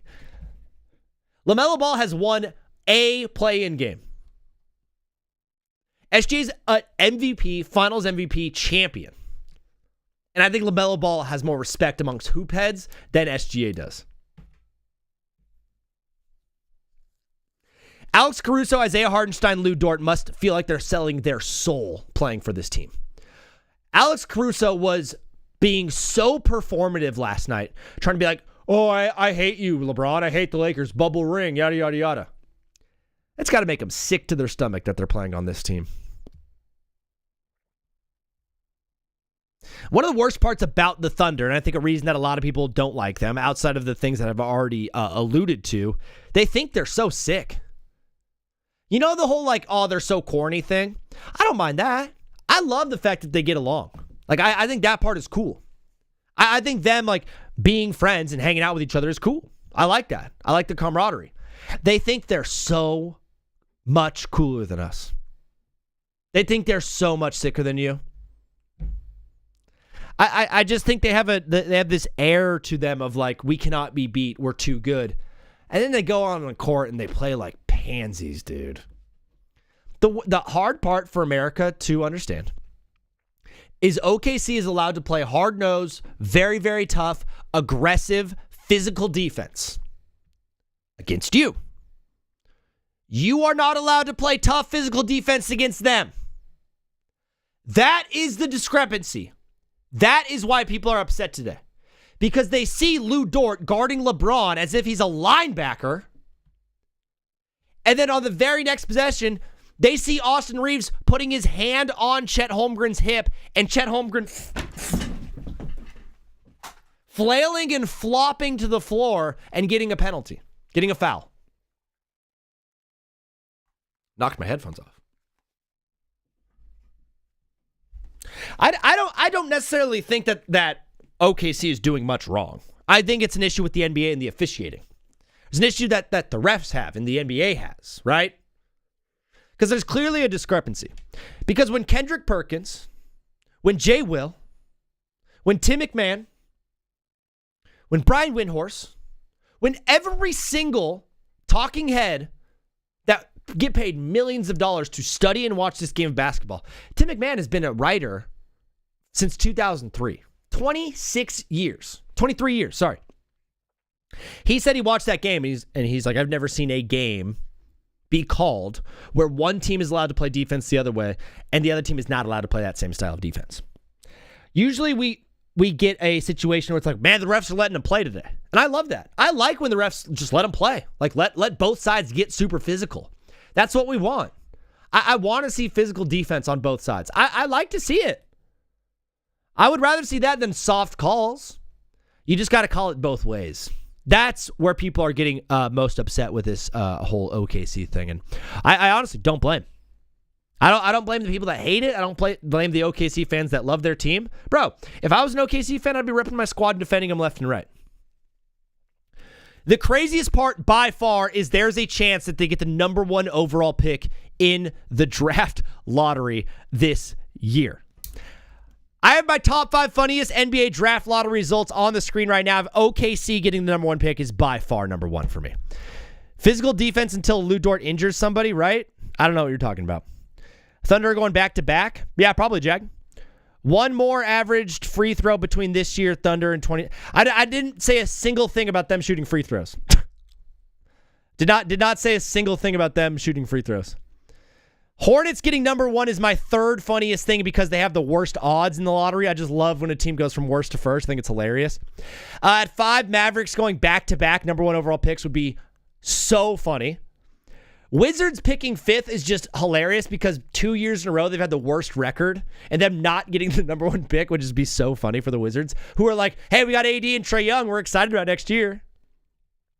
And then Pacers getting top 4 just because I like the Pacers. I want to see them have some success. And that also means the pick does not go to the Clippers. What is up, brother? You are live on TBWZ widescreen radio. What's your name? Where are you calling from? What? All right. Evan Hernandez, what time is the lottery? The lottery is on Sunday. Fellows who are jumping in here off the OKC hate train, I also have my top 10 playoff performers of the playoffs so far. I will preface this. I don't have Chet or SGA or any Thunder on here because I don't know if any of them are playing like insanely stand out. I think for me, they're playing how they should play. All these other guys I don't have on this list are playing way above expectation, in my opinion. Okay? Maybe not way, but above expectation. At number 1, you've got to give it up to Cade Cunningham on this list. He's averaging 31, 5, and 7 so far. He leads the league in points per game. He's shooting 45% from the floor and 40% from 3. Cade, number 1 guy on my list. Thunder is a team effort. It's called smart basketball. I think it's called stupid, idiot, fart face basketball. How you like that, Jag? Got ya. SGA literally averaged 34 points in the first round. Yeah, he was really good. Really, really, really good. Jared McCain should be on this list. How long does OK potentially get the first pick? How does OK? They have, I think, a 6% chance of getting number 1. What is up, brother? You are live on TBWZ widescreen radio. What's your name? Where are you calling from? At number 2, I have Rudy Gobert on this list. He is the reason the Timberwolves team is even here in the first place. He spent 6 games doing something that we've never seen in the NBA, which is locking down the best all-around offensive player the game has ever seen in Nikola Jokic.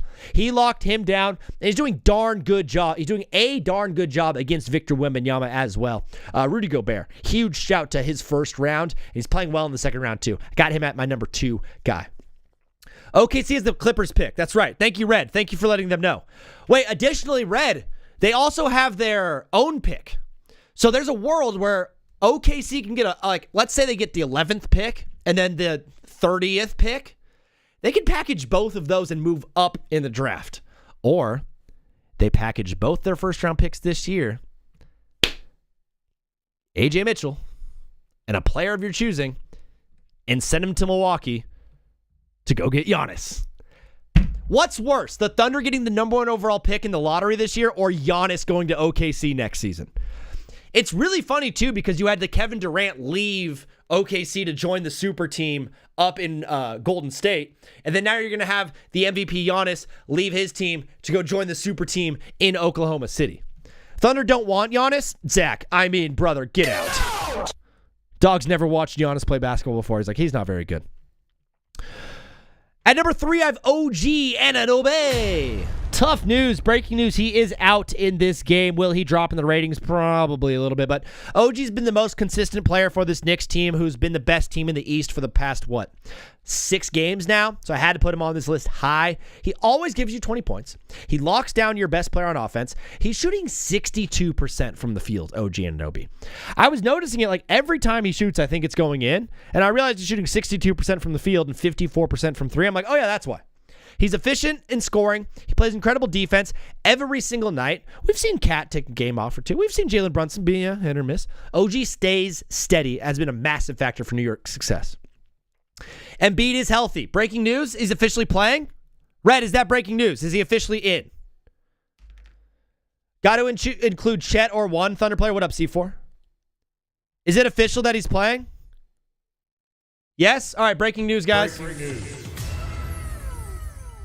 Joel Embiid is in tonight. At number 4, speaking of the Sixers, I do have Tyrese Maxey on this list. He's averaging 25, 4, and 6. The only player with more minutes in the playoffs is Cade Cunningham. His splits right now, bro, 45 from the field, 38 from 3, and 93% from the free throw line.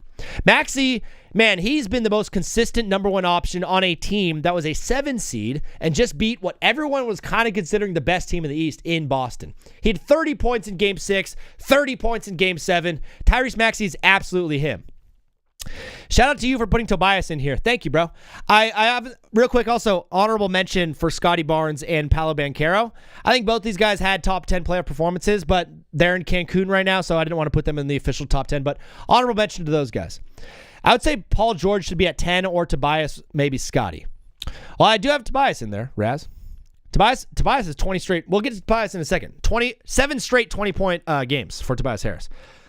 At number 5, bro, so easy. Crown the king. Give it up, LeBron James.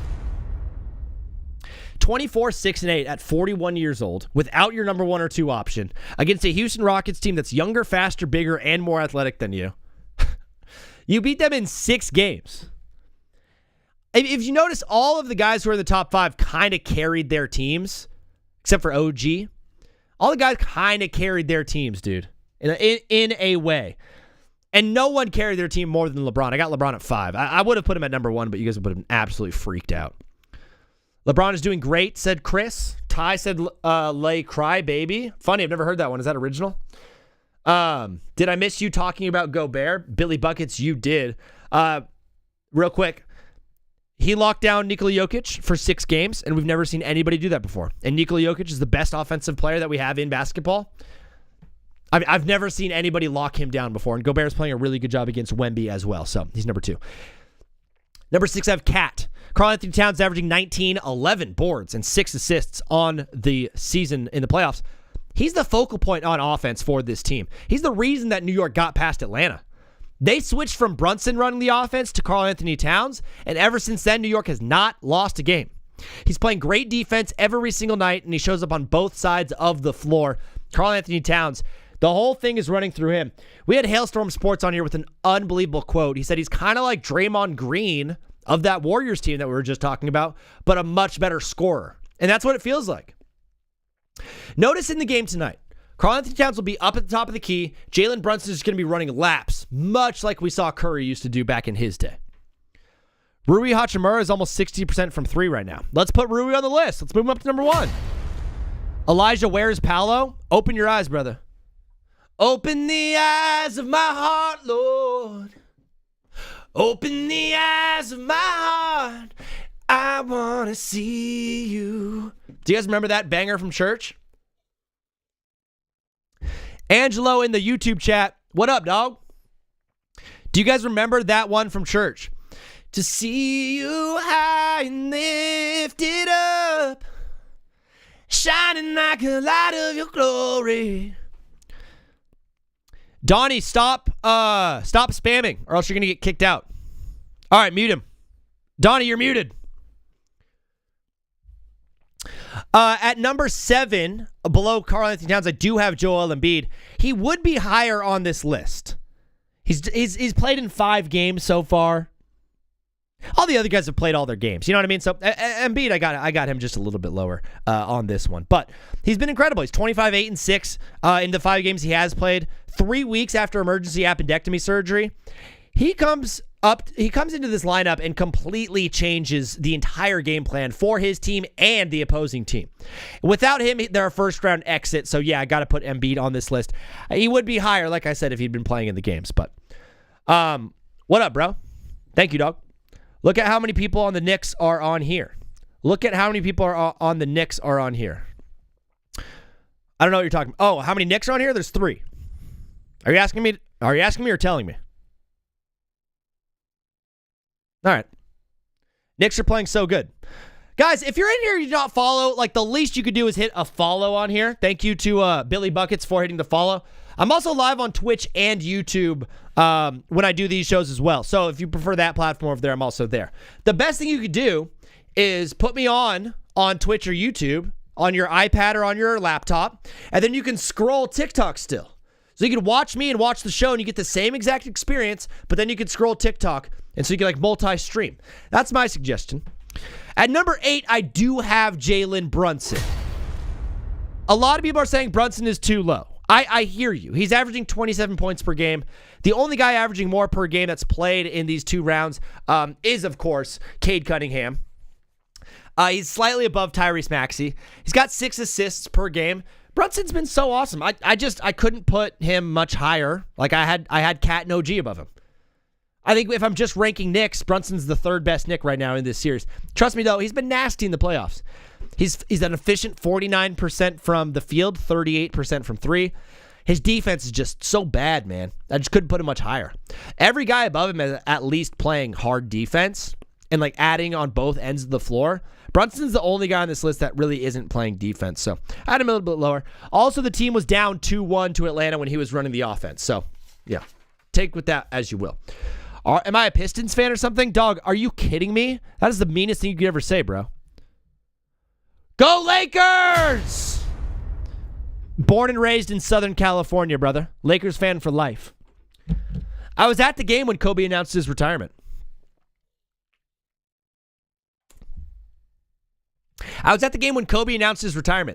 If you guys remember, so every single seat in Staples Center at the time had a black envelope with the Mamba seal on it, and inside was a letter titled Dear Basketball. Obviously, that has become a very, very famous letter, and a meme now, Dear Basketball. And I was at the game when he announced his retirement, and every single seat had one of those envelopes with the Dear Basketball letter in it. I left mine sealed, and we still have it to this day. I have a sealed Kobe Bryant Dear Basketball letter. I ran into him one time when I was at P.F. Chang's in Fashion Island, and I would have really liked to get it signed, but I didn't have it on me. That same night, I was going up the down escalator, and I tripped and fell, and I scraped my knee. It was my dad's fault. Blame dad. I got Brunson at 8. At number 9, I do have Victor Wembanyama. I wish I could say it in French. What about McDaniels? Jackson, where would you put McDaniels on this list? Call into the show after I'm done. Wemby at 9. Listen, he's below averages. He's below his regular season averages in scoring, in assisting, in rebounding. His efficiency numbers are all down on the regular season, which is another reason Gobert's at 2. But he's still so dominant on defense that he deserves to be on this list. I got Wemby at 9 purely because of his defense. If he was just playing a better offensive game, he'd probably be way, way, way higher. And then at 10, Tobias Harris, bro. 7 straight 20-point games for Toby. Everyone was saying Detroit has no number 2 option for Cade on offense, and then Tobias Harris was like, hold my beer, I got you, brother. And since then, he's had 7 straight 20-point games. Tobias Harris, I will say, though, what happened to Tobias Harris last night, like, that should be a malpractice lawsuit against Donovan Mitchell. I've never seen someone get crossed so hard that they dislocated a hip. I've never seen it before. He got crossed so hard and he instantly grabbed for his hip flexor. It's something I've never seen in my entire life. Derek said Chet should be on this list. Where would you have Chet? Cam wants Luka Garza on this list. Fair, very fair. Do you think Ant will make this list sometime this playoffs? Luke, yeah, absolutely. I mean, if they play well. It depends on what Minnesota does. They got a big game tonight against the Spurs. They could take a 2-1 lead against the Spurs. That'd be huge. What about Paolo? Josh, open your eyes. Alexis, do not spam. What up, though? Good to see you back in the chat. I have Scotty and Paolo Banchero as honorable mentions. I didn't include anybody that did not make it to round 2. If you guys liked this list, you're going to love my next list. It's the funniest NBA draft lottery results from the ball drop on Sunday. Everyone knows the best part of the NBA season was when they start dropping the balls. And that is happening this Sunday. So before the games start at 3 p.m. Eastern, so noon Pacific time, we are going to be getting the lottery balls dropped. And we'll be seeing who gets the number 1 overall pick. For me, the funniest thing that could ever happen is OKC getting the number 1 pick. They still have the Clippers pick this year. The Clippers are a lottery team. That pick goes straight to Oklahoma City. So technically it's the Clippers odds, which I think they have a 4% chance of getting number 1. So it is possible. I'm pretty new to the sport, so I'm fully just curious what is wrong with Paolo. No, he's awesome. His team just didn't advance in the playoffs. So everyone on the top 10, their teams advanced. Paolo isn't playing basketball anymore. He's at home. He's on vacation right now because his team got bounced from the playoffs. They've been eliminated. Thank you, Red. Let me guess, we're cheating the draft lottery too? Yeah, of course you are. No, dude. If OKC gets number 1, that's so clearly the NBA is not rigged. Adam Silver would have a mutiny on his hands. Could you imagine what would happen to the sports media if OKC gets the number 1 overall pick? Brother, I cannot even imagine it. Do I think Harden is going to show up for Game 3? I mean, history would say no. Official, Joel Embiid will be starting Game 3. Official on the bottom line on ESPN2 right now. I'm watching WNBA on my TV. The 5th funniest thing I have is the Mavericks going back-to-back at number 1 overall. I think that would just be the funniest thing of all time. We revolt if OKC gets anything in the top 5. Dog, CR. Here's the thing about OKC. Let me just paint this picture for you guys real quick while we throw up some Giannis love. Actually, I'm getting a call. Let's take this call. What is up, brother? You are live on TBWZ Widescreen Radio. What's your name? Where are you calling from? Hey, I'm at an IHOP right now, and I'm just wondering why. At number 4, the Wizards picking 5th. This one is just pure mean to me. This one is just me being purely mean to the Wizards, bro. It would be so funny. Back-to-back years, they finish with the worst record, and they don't get number 1. In fact, they're picking 5th, which is the lowest they could possibly pick. It's definitely going to be top 5. Whoa, we just got a follow on Twitch. Did you guys see that? Jorge, dog, what up, bro? Welcome to the show. Hey, yo. Jorge, thank you for joining us on Twitch, bro. Yo, what up, dog? Thank you. That is the best way to support the show. And by following on TikTok, follow on Twitch, subscribe on YouTube, and follow on IG. That is how you support Z. Dude, top 10 players in this draft are insane. Yes. This draft is very, very stacked with a lot of talent. There's a world where Darius Acuff is going like 8th, and a lot of people think he might be the best guard in the whole thing. Him going 8th would be absolutely crazy. It's going to be a really, really good draft. I'm excited for it. I called last night from Miami. Thanks for taking my call. Of course, Jorge. It was a good call. What is up, brother? You are live on TBWZ Widescreen Radio. What's your name? Where are you calling from? My name is Aiden Herbert, and I'm calling from Maryland. What was your name? Aiden Herbert. Aiden calling in from Maryland. My guy calling into the show. What do you want to talk about today, Aiden? My take is that the Thunder will not lose a game the whole entire playoffs. The whole playoffs? Whole playoffs, 16-0. 16-0. Wait, I'm trying to do the abbreviation for Maryland. What is it? MD. MD, that's right. Forgot that big D in Maryland. All right, hot take, 16-0. So they sweep the Spurs next round, and then they sweep whoever comes out of the East? I think the Timberwolves beat the Spurs. Wow, I love that take, Aiden. You're such a beast, bro. What did you think of my top 10 players so far in the playoffs? What is it? Okay. Did you just start watching the show? Yep. So you saw me on TikTok and instantly just called the number? Yep. I absolutely love that. Do you have any NFL takes for us? Steelers going to win the Super Bowl. Who is? The Steelers. Steelers are winning the Super Bowl. Aiden, unbelievable stuff, bro. Like, seriously, so good, dog. Are you in school right now? Oh, no, I got out like 3 hours ago. Oh, I mean, like, are you in school or do you work? Like, have you graduated high school yet? Oh, yeah. I'm a junior in high school. Junior in high school, I absolutely love it. So senior year's coming around. You got to start applying to colleges. Do you think you're going to be going to college, or do you think you're going to just enter the workforce right away? Probably attend college. Where are you looking at right now of the schools that you would be on your dream list? I'm looking to stay local, maybe Maryland or West Virginia. Maryland or WVU, West Virginia University would be pretty cool. Are you going to play any what do you think you're going to major in? Probably engineering. Oh, wow. You got a brain on you? Yep. You're a little top heavy? Yep. I absolutely love it. Dude, engineering requires a lot of math skills and science skills. Do you got that? Yes, I do. Do you have people skills? Are you good at talking to other humans? I'm great at it.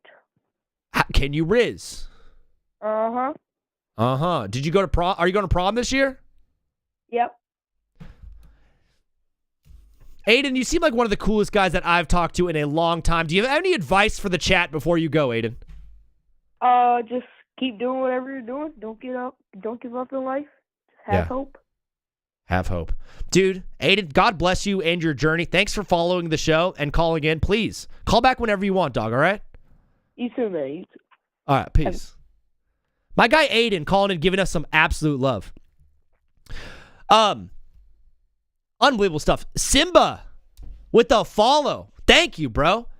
And Mr. Cheese the third followed as well. Best call I've ever heard. Simba. That was an awesome call from my friend Aiden from Maryland. Dude, thank you, Luke, for the follow. And Finn, we go live every night kind of after the postseason game. So at halftime of game 2, I always go live. If you liked that call, the calls that I get at night are wild, bro. Wild stuff. So we're talking ball and taking calls all night long on TBWZ. Jorge, the phone lines are officially now closed.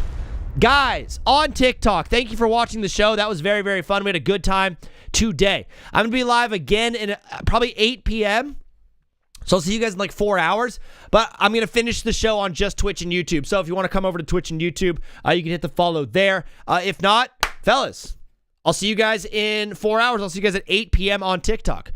Good luck tonight. Have some dinner. Text your mom that you love her. And if you have a grandmother, please reach out to them today and let them know that you love them. I love you guys so much. Goodbye. They're gone. They're gone. They're gone. They're gone. They're gone. Jorge, what did we do today? What did we do today? Number-wise, let's check out these analytics. We did 1.9K total views on TikTok. Not bad. 7,300 likes is awesome. It's really good. And we got 244 viewers who commented. So what's the math there? 250 out of, call it 2K, so like 1/8. What is that? 15%, right? 12%? So 12% of the people that watch it comment. Do you want to know the craziest thing, Jorge? So it shows me the who watched the most, like watch time. This guy named Track watched for an hour and 40 minutes, and I never heard him say a single word. He never commented at all, but he just watched the entire thing. This guy named Thief Co. also watched for the entire hour 45 minutes. A man named Michael watched for an hour. You watched for 54 minutes. Shout out to you, bro. Oh, no. You have 2 accounts, Jorge? Jorge's got 2 accounts on here. Absolutely balling out. Chat moves fast. Oh, yeah, maybe I did miss it. I'll be on Twitch. Let's go, dude. That was a fun one, dude. I'm gassed, bro. So one thing I'm working on, and maybe you could help me with this, Jorge. The idea of like, how do I put this? Have you ever watched like Get Up all the way through? So they have hour 1 of Get Up, and then they have hour 2 of Get Up, and it's like kind of the same stuff. They just like slightly tweak the way that they talk about it. So like they opened up the show talking about Lakers and I do have a back. Oh, you're the best, bro. New faces in Twitch, Zach. I've arrived. Let's go. That's Mog right there. Mog, I was just talking to Jorge about this. This idea of like, I have to somehow be repetitive, right? I'm doing a 3-hour show. It's not the easiest thing to like have 3 hours of fresh content. So the idea of like, I went over my top 10 players right when I went live. Yes, you love Get Up. So Jorge, you know what I'm talking about. They have like the first hour, they talk about everything. And then hour 2, they kind of like re-talk about everything again, but in like a different way. I'm trying to figure out how can I be able to like repeat the content that I've already created, but not sound repetitive. Kind of a tough one. It's kind of a tough one, not going to lie. But ultimately, I think we had a really, really good show today. Having those top 5 lists baked in and being able to switch the graphic around, I think has been super helpful. Even today, I noticed like as I kept switching the graphic, people would stick around. We had a lot of good retention today. Because there'd be times where I hit 40, 50, 60, and then 2 minutes later, I'm like at 3. But today we're kind of consistently around like the 20s and 40s. First time on Twitch, yeah, that's Mog, that's Jorge. Jorge called in last night from Miami. So call back in again tonight, and we'll talk some ball and hang out. I think people really, really, really jumped into the chat when I started doing the OKC Thunder hate thing, and people got very mad. But I kind of just went back over my notes. So, I mean, odds are I might just go back over what I did today later tonight, unless something crazy happens. NATO's in here. First time in all of history. NATO, thank you for jumping in. You were here earlier, dude. You've been hanging out all day. I love you. Tonight, we have 2 games. Back to the home state for these 2 teams.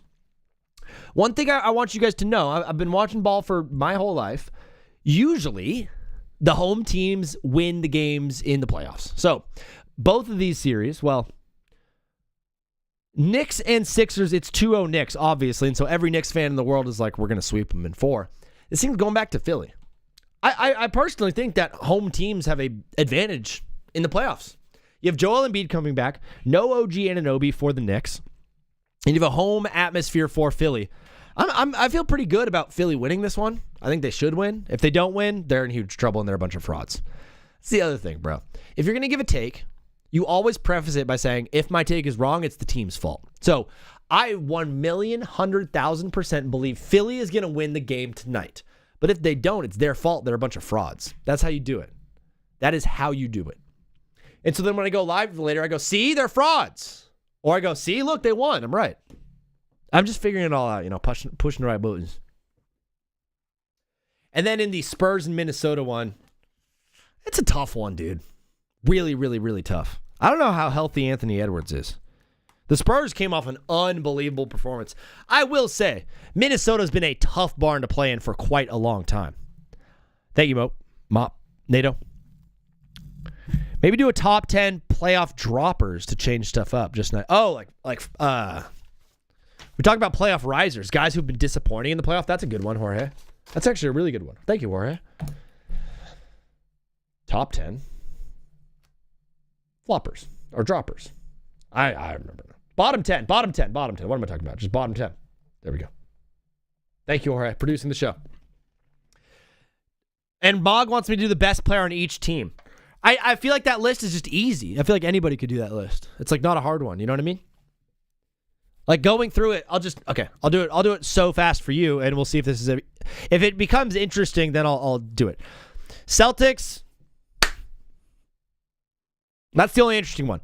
Brooklyn, Michael Porter Jr., New York, Cat, Philly, Embiid, Toronto, Scotty, Denver, Jokic, Minnesota, Ant, OKC, SGA, Portland, Denny, Utah, Keontae George, Chicago, doesn't have a good player, but Josh Giddey, Cleveland, Mitchell, Detroit, Cade, Indiana, Hallie, Milwaukee, Giannis, Golden State, Steph, Clippers, Kawhi, Lakers, Luka, Phoenix. Yeah, I feel like this is just, I feel like it's kind of self-explanatory. I feel like I need lists that people are like, whoa, okay. I never thought of it that way, brother.